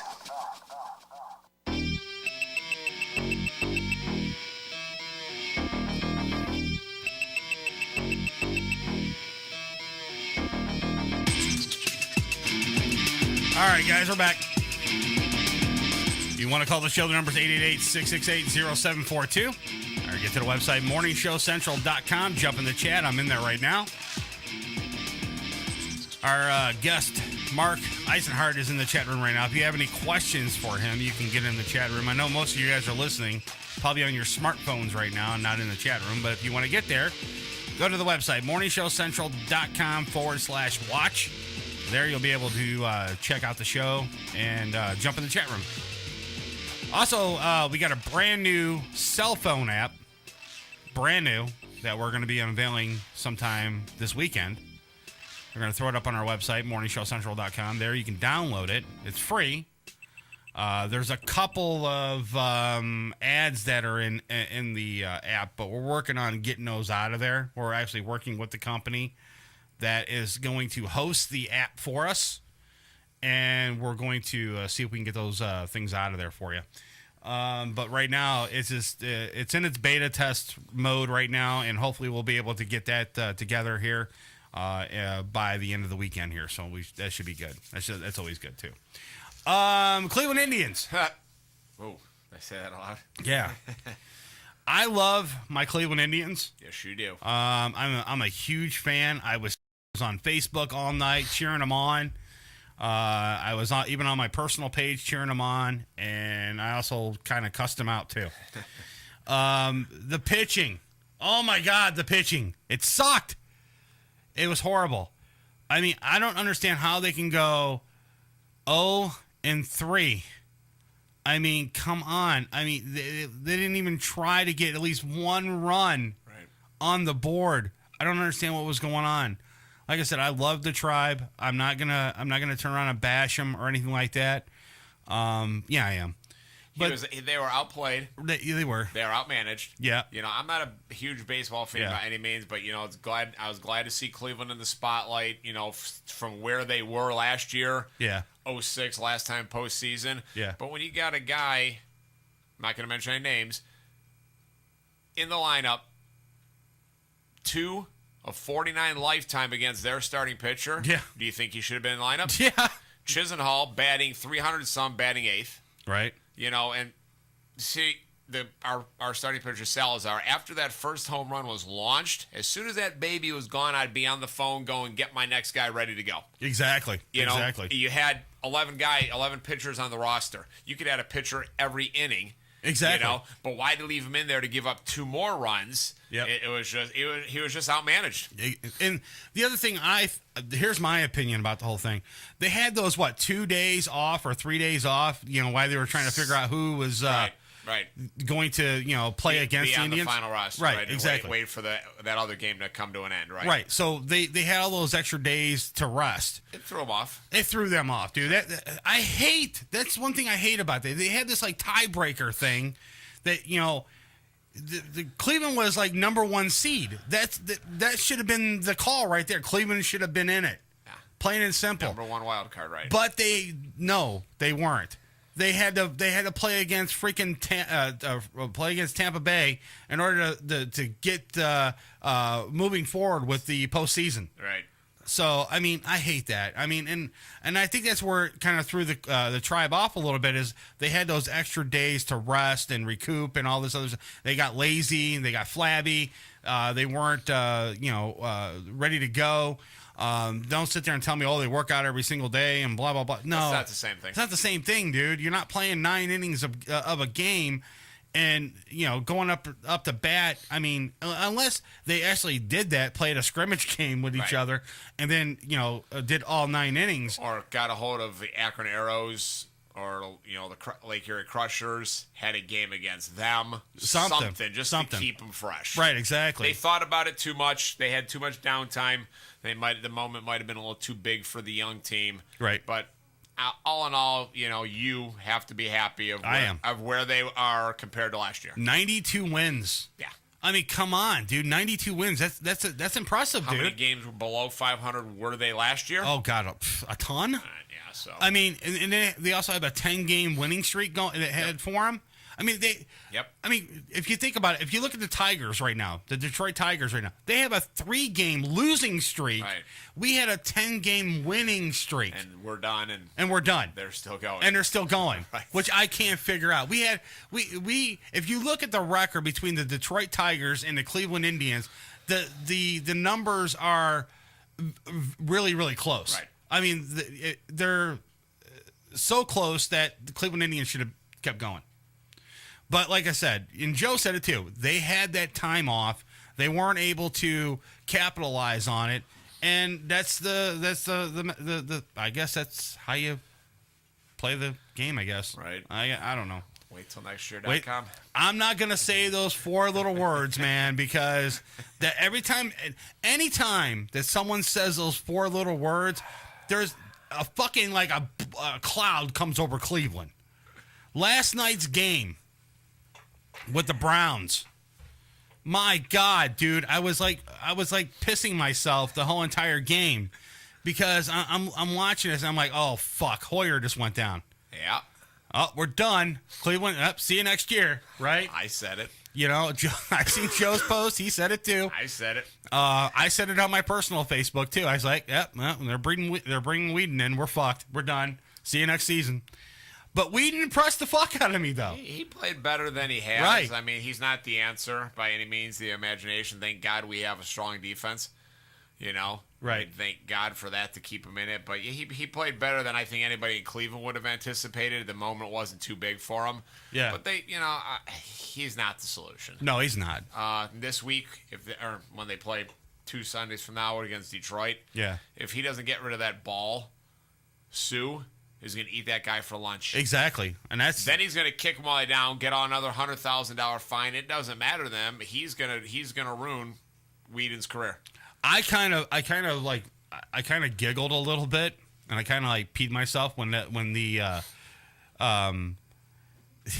last night when their quarterback went down. Oh yeah, their rookie Manuel. Yeah, Manuel, when he went down, oh my God, I about peed myself. I was like, good, payback's a bitch, motherfucker. Yeah. He went down hard too.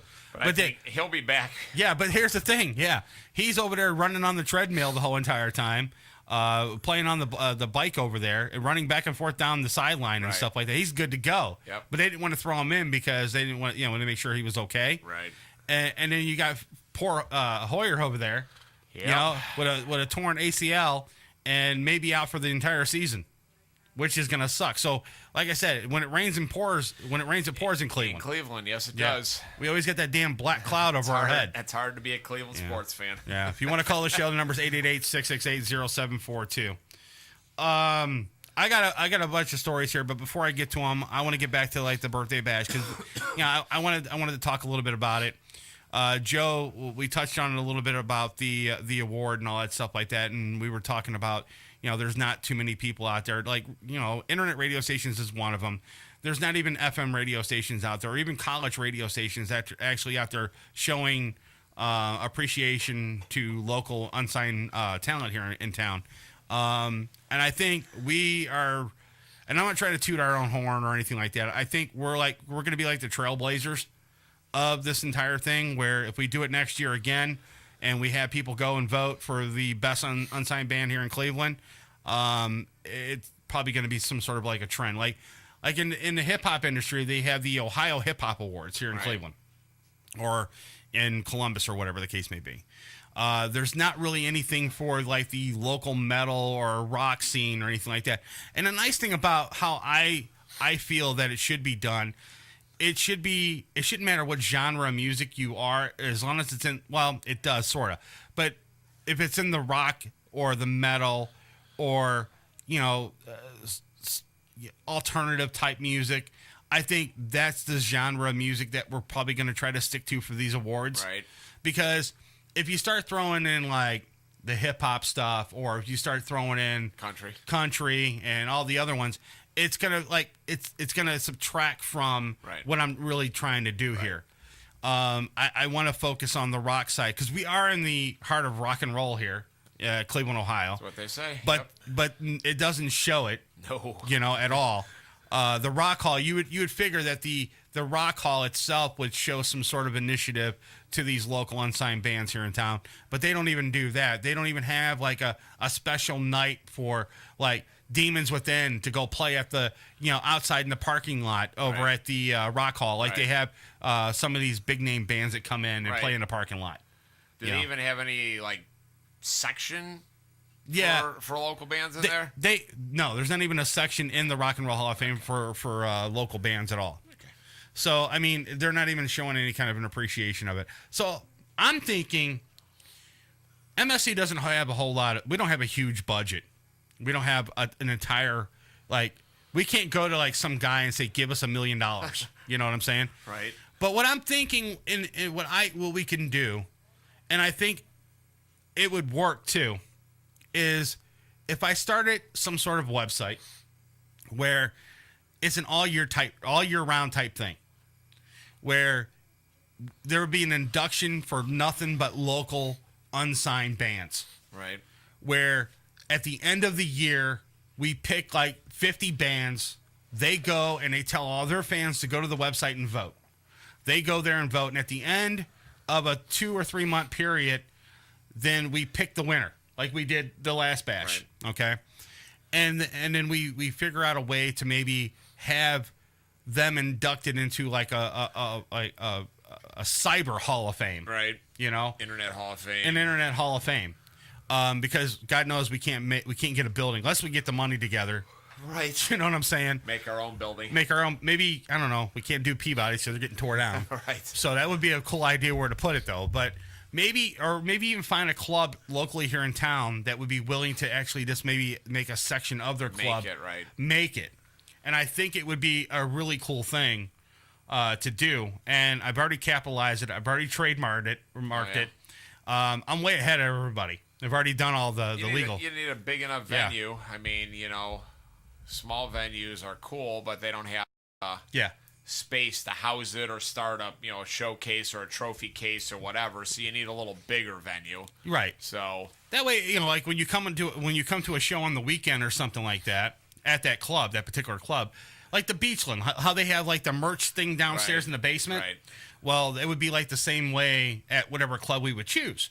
And down below in the basement or off to the side or wherever they're going to put it would be the induction hall for all the local bands. The Fantasy would be perfect because she has so much fucking space. Oh, yeah, and she doesn't even use half of it. You can use it there, so right. Maybe bring that up to her. She might like that idea. She might like that because it would bring a lot more people to her. People to club, absolutely. Exactly. And you know what? I hate to say it, though. The Fantasy gets kind of like shit on a lot. Yeah, they do. And a lot of the local bands don't like going there. But you know what? I like it because it sort of feels homely to me. It's a cool club. The sound system's awesome. The fucking sound guy there is Dale amazing. Is amazing, dude. I mean, one of the best in Cleveland. Right, and that's something. One of the best. Yeah, that's something that I like about that. It's not like some of the other clubs here in town that you get the guy that. First, it's his first day on the job. He wants to be a sound guy. And he wants to be a sound guy. Right. And then all of a sudden, he does it, and, you're kind of screwed. So it's crazy, though. So you said that a lot of people that you spoke to about the award, I mean, is it a good response from the people? Yeah. Okay. I mean, the big, like I said, the biggest thing they were saying, it's about time. You guys deserve it. Right. Otter said it. Right. When he announced it, hardest working. And, I pride myself in what I do for the band and keeping it together and keeping it rolling. I'm just, obviously still waiting for that one elevation to the next level. But, it's a good sense of achievement. At the end of the day, at the end of the year, at the end of the month, it feels good. Yeah. It's something that nobody can take away from us. And then, when I can put that in our one sheet press kits, voted 2013's best local, and that's. It's going to make it look good on your resume. Along with all the, national acts we've played with and shared the stage with and all that. I mean, that's just another little blurb that can go on our one sheet. Yeah. So what's the next step for the band? I mean, you guys are. Well, we're gonna help Peabody's tear down because we're playing a show there October 29th. It's probably the last metal show they have. Tuesday, October 29th, we're playing with Dying Fetus and Exhumed. That's it. That's the one I was thinking of. That's it. So I'm gonna talk to Chris and go, since you guys are trashing the club, I think I should be able to throw shit when I'm playing on stage and the walls smash something, because what are they gonna do? 2 days, they're tearing the place down. Exactly. So I want the sign on the front of the building. I don't think you're gonna get that. I know I'm not. He's probably gonna hang that. He might hang that inside of the Agora somewhere. We were talking about that. What do you think though at the Agora when we talked to Chris? We got the exclusive interview from Chris, but no, we didn't. Fucking Scene Magazine got it, you bastards. I told Chris Zitterbart right off the rip. I'm like, dude, call me first as soon as you announce it. Okay. What's he do? Hey, Scene, what are you doing right now? This is when we're moving. This is where we're going to. Right. Fucker. I still love him, though. Yeah, he's a good dude. He's a good dude. But, like I said, what do you think about the whole thing with the Peabody's name? I mean, him not using it. Yeah, that I didn't see that coming. Right.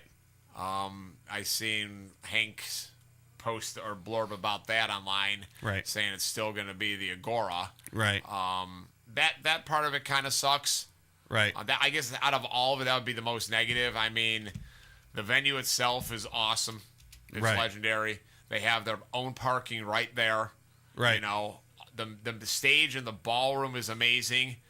So it's not going to be, crowded. Yeah. They might be able to even get bigger nationals in there because of the theater. Right. I remember seeing back in the day King Diamond at the Agora Theater, man, and it's just an awesome thing. I think it's going to be good. It's just going to be weird not calling it Peabody's. Exactly. I'm thinking, well, when we talked to him on the phone about the whole debacle with Peabody's and him not using the name anymore, he said that he was just going to throw it up on the shelf for a little while. Yeah. And then maybe bring it out. So, maybe it's just legal.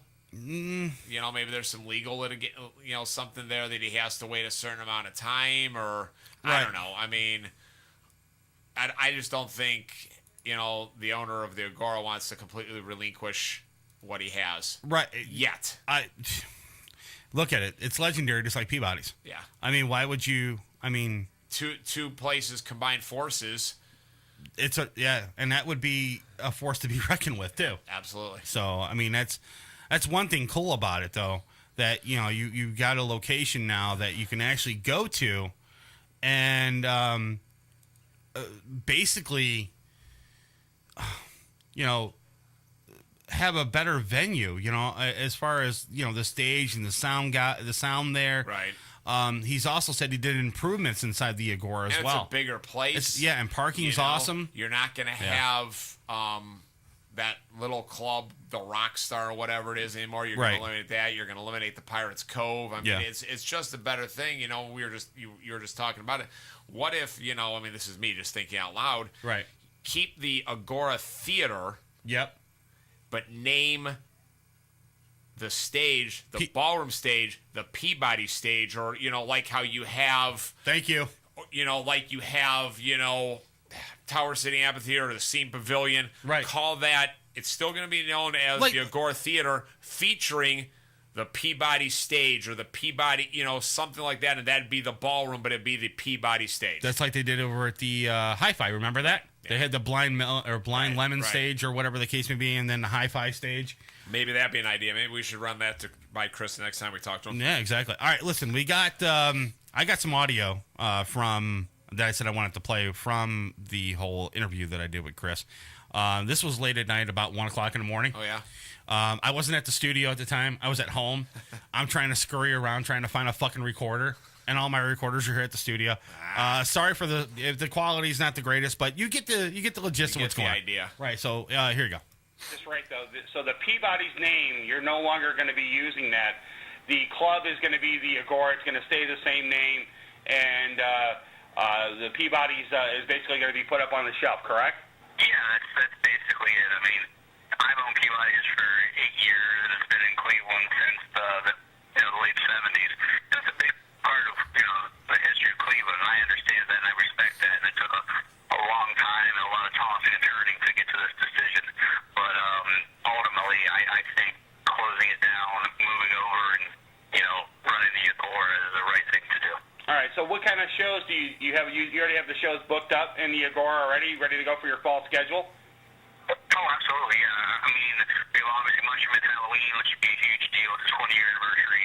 That'll be a huge event. We're expecting that to be wonderful. And then November 1st, already have We Came as Romans with Silverstein, and, of course, Pelican with Coliseum, and then Hellmouth. So that's for Friday, November 1. November 2, you have an outside promoter doing Winery Dogs, which is an all-star. It's a super group. And then the rest of the way through, we have a lot of cool stuff. Everything from Less Than Jake and Anti-Flag to the Polka Dot Cadaver Christmas show and something really cool I'm working on right now I can't talk about yet. And there's a lot of cool stuff. Yeah, it'll be a nice full calendar, that's for sure. So what changes are you going to be making at the Agora? Is there going to be? I know there's 2 stages there or something. So, I mean, are you going to try to make it like the old Peabody's where you had 2 shows going on at one time, so on and so forth, or like you had up at in the Pirates Cove, you had shows going on up there? Is it going to be sort of like the same feel of Peabody's, or is this still going to have the Agora feel? I think it's going to have a new feel. I mean, when they're going to do some things, visually, it's going to look different. Everything from, really just this week we installed radiant heating in the floor at the Agora Theater. So we're going to try to heat from the floor up, which I think will be really, really cool for that space, especially since the ceilings are so high. I think that's going to be a nice thing for the people who come down for the shows. It's going to look different. The ballrooms will look a bit different than it does today. We're going to do some, just clean the place up as far as the painting and that kind of stuff. But the Agora, I mean, Peabody's is such a unique thing to have a facility with 3 venues in one, where just you can go back and forth from stage to stage. Agora is different. It's laid out differently. It's a bigger space. So I can't say it'll feel like Peabody's, but I hope it feels like what the Agora was when I was growing up, which is a great concert venue where there's a lot going on and people want to go there. So basically, stick with something that doesn't, don't change it if it ain't broke, So basically just, add on to the Agora to make it better. You got it, yeah. I mean, there's a lot of things I haven't been able to do for touring bands in the past, like showers, washers, and dryers, that kind of thing. We have that now. That's cool. Parking has always been very difficult at Peabody's. Well, we have a huge parking lot now. Yeah. So we're going to help both local bands and people come down to shows will have secure parking right next to the venue, which is huge. So there's going to be a lot of good things. Yeah, that's a big plus because, you go down to the old Peabody's, you had to park over wherever you could find a parking spot, and then you hope to God that your car's not broken into. Yeah, and, obviously that's an issue. And, I looked into parking options down there, but the prices were so astronomical, we were never able to do it. With this setup, we're going to have parking right there, which is great. Also, that neighborhood's just getting better and better every day. A lot of development, a lot of construction. Midtown and Geist Construction have done a lot of nice things over there. So I think the neighborhood's getting, better literally every single day. And it's pretty exciting what's happening in that corridor. That's gonna be awesome, though. But Chris, the last question I got for you. I know it's late, and you got to get up in the morning and all that stuff. So the official launch date for the Agora is going to be when? When is that going to take effect? October what? Well, we're still having those conversations. I will say that Peabody's last day is October 29th with Dying Fetus. And then realistically, we talked about November 1 as being the first day at the Agora.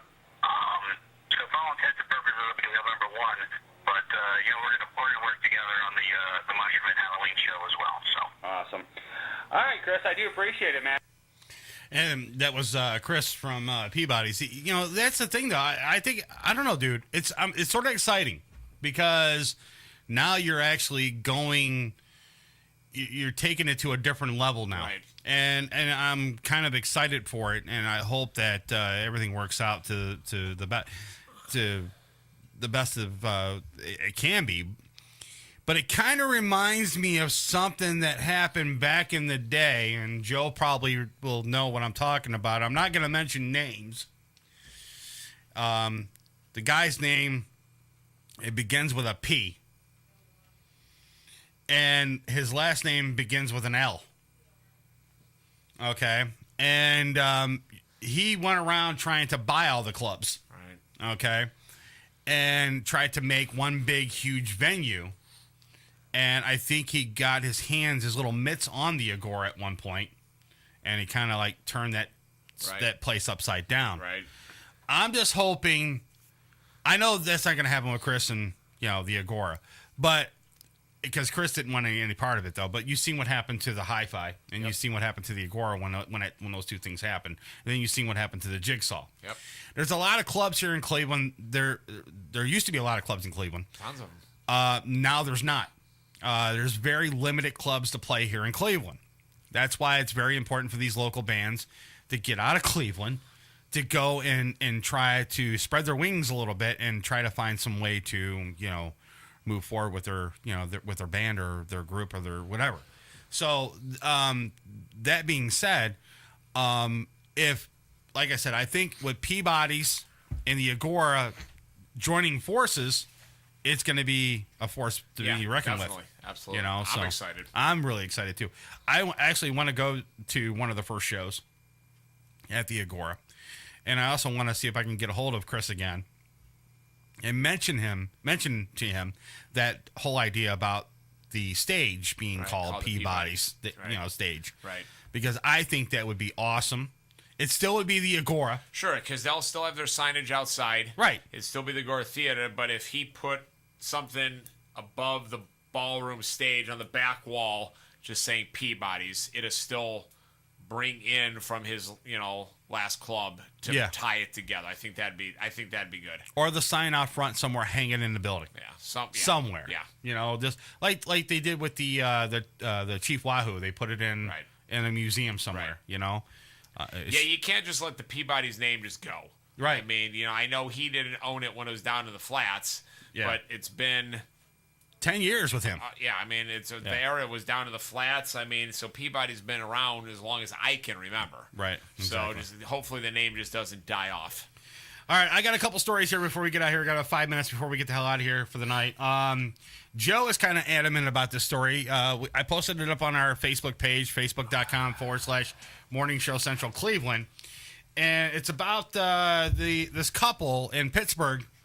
The police removed their kids from the home, and you won't believe why. The reason why they removed the kids from the home is because, one, the house was full of feces and it was full of piss, and the house was disgusting. It was filthy. You wouldn't live there. I wouldn't live there. Joe wouldn't live there. But that wasn't the most disgusting part of the whole entire story. To give a little bit of a backstory to it, the police pulled up to the home, saw the father sitting on the front stoop, and he was sitting there drinking a 12-pack. Evidently, he gets drunk every single night and drinks a 12-pack of beer. Doesn't give a shit about his kids that are in there. And the kids' age, the kids' ages 1 to 12 or 1 something? to 12, yeah. And they're here's the kicker. Normally, when you use the restroom and you do number 2, I'm trying to be politically correct here. You have toilet paper to wipe your ass. Not these folks. Nope. They have their front curtains on their house. The front of the living room curtains is what they use to wipe everybody's ass in that house. After they're done, they hang them back up. Yeah. Right. There should be things done to these parents, I know, they have this, thing in the judicial system that everybody has rights. Yeah. Right. These rights need to start being taken away from these fucking people. Right. Here's the thing with the whole toilet paper issue and the curtain rod and whatever else they used to wipe their ass. There was one comment on the MSC Facebook page that I was kind of like, really? She said that, I'm not going to mention her name, she said that she used to, when there was no toilet paper in her house, she used to use, paper bags. Yeah. Because her mother forgot, to get tissue or something like that. Or they used to use, like napkins from fast food joints. Okay, to wipe their ass. Okay, that's fine. It's better than curtains. It's better than curtains. You're right. But still, how do you forget to buy toilet paper? That's a thing that people buy every week. Come on, it's $1 for 4. You can get 4 rolls for $1 at a dollar store. Yeah, it's one ply, but it's still fucking toilet paper. Right. You know what I'm saying? If you make a hand mitten, you'll be fine. You know what I'm saying? You might use 1 roll to wipe your ass, but you'll be good. But the neighbors actually called on these parents to let them know that how these kids were just living. wonder how long this has been going on.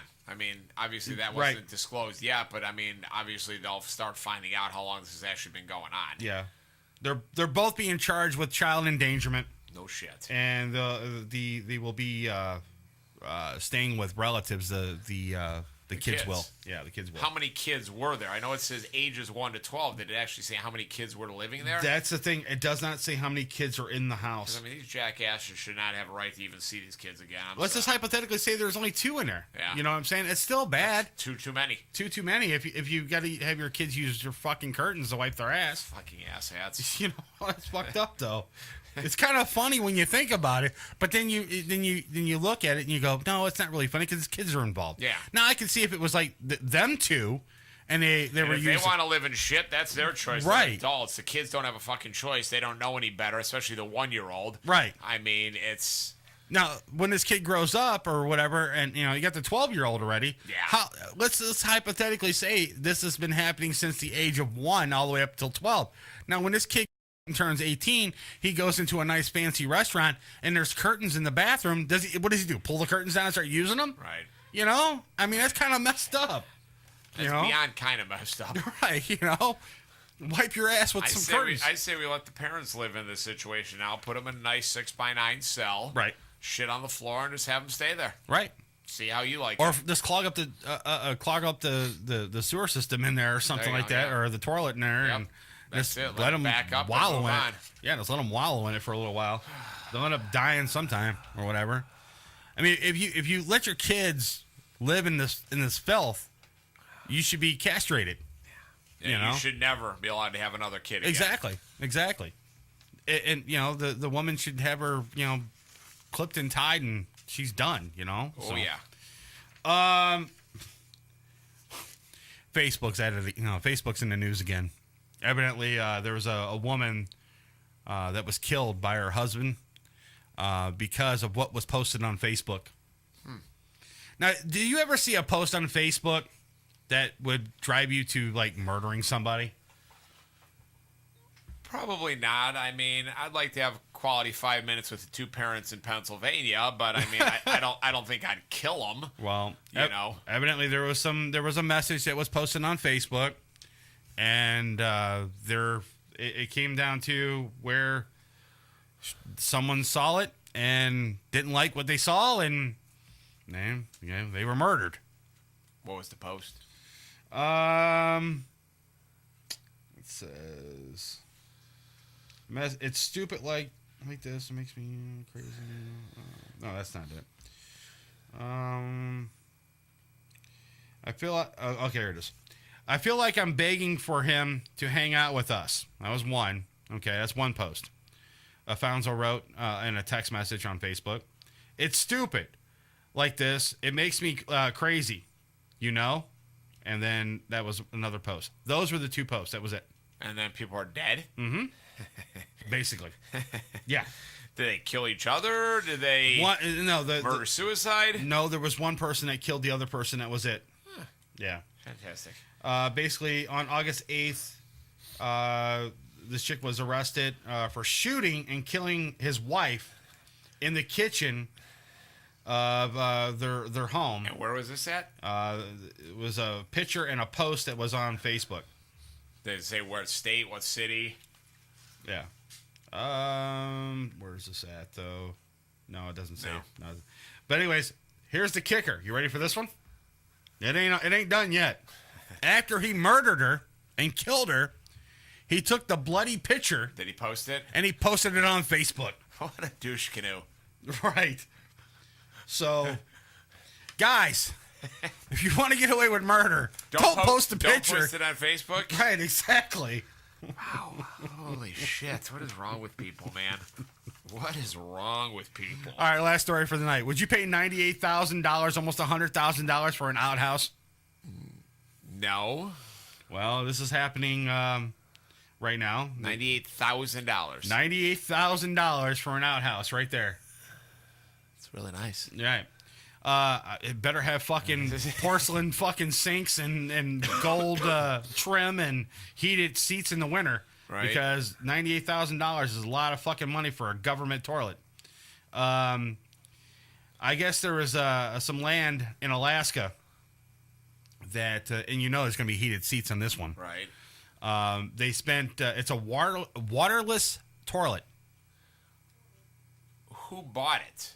The government did. Oh, government. Yeah, they put it together. Apparently they don't have a government shutdown in Alaska? I guess not. They installed it in a park trail. Okay. It's waterless. It includes a single vault, which that's the thing that I guess the PC goes in or whatever the case may be. Prefabricated waterless toilet, and then it also has curtains? a sink in it. Does it have curtains? It also has curtains so you can wipe your ass with too. For $98,000, that thing better wipe your ass for you. Right. The Oregon-based company is the one. There's a company in Oregon that actually made this. Fantastic. And they spent $98,670, almost close to $100,000 to build this. Then you wonder what the wireless fuck's toilet. wrong with our government. Mm-hmm. They're buying $100,000 outhouses. Oh boy! I love this part here. It says when you're talking about the trail, I guess this is off a trail or something like that, and it's located like 3 miles off the side of the road or whatever the case may be. They said that you don't have to worry about coming there and treating it and making sure that people can just pull off the side of the road, use the bathroom. Because there's like thousands of miles before you hit the next town or whatever the case. So they figure they put this $98,000 wireless toilet right there on this trail. So when people are going by, they can stop and use the bathroom and wipe their ass with the curtains. Well, of course. Why wouldn't you? Right. So, yeah. So, I mean, there you go. I mean, you want to spend $98,000 and you got that in your back pocket right now? You can get this company in Oregon to build you a fucking wireless toilet and put it in your house today. I think this company should build one for those kids in fucking Pennsylvania. Right, exactly.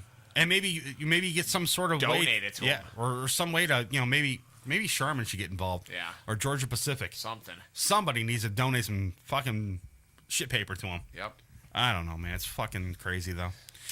All right, we're gonna get the fuck out of here. We hope you enjoyed today's show. Dom should be back next week. Hopefully, his muffler will be fixed. And he'll be able to drive on the road without a loud exhaust. And, we'll see what happens. So play it by ear. We'll play it by ear. We'll see what happens. But I want to thank Joe for coming in tonight. Joe, you not a problem, man. Came in last second, and it was great, though. But it was great that you came in, though, because, like I said, we really didn't have time to talk to you about that's fun, the bash. And, right. You do stuff a lot for me and the band, and it's the least I can do to help you out. You're in a pinch, so, hey, here I am. And plus, you're the only one on Facebook that will talk to me. Probably yes. Yeah. All right, we're going to get the hell up out of here. We'll talk to you again next week, guys. Peace. We're going to get the fuck out of here. We're out. Later. You just got to know when it's time to quit. Fuck that noise. We're not quitting. I think you can do better, Ted. I beg your pardon.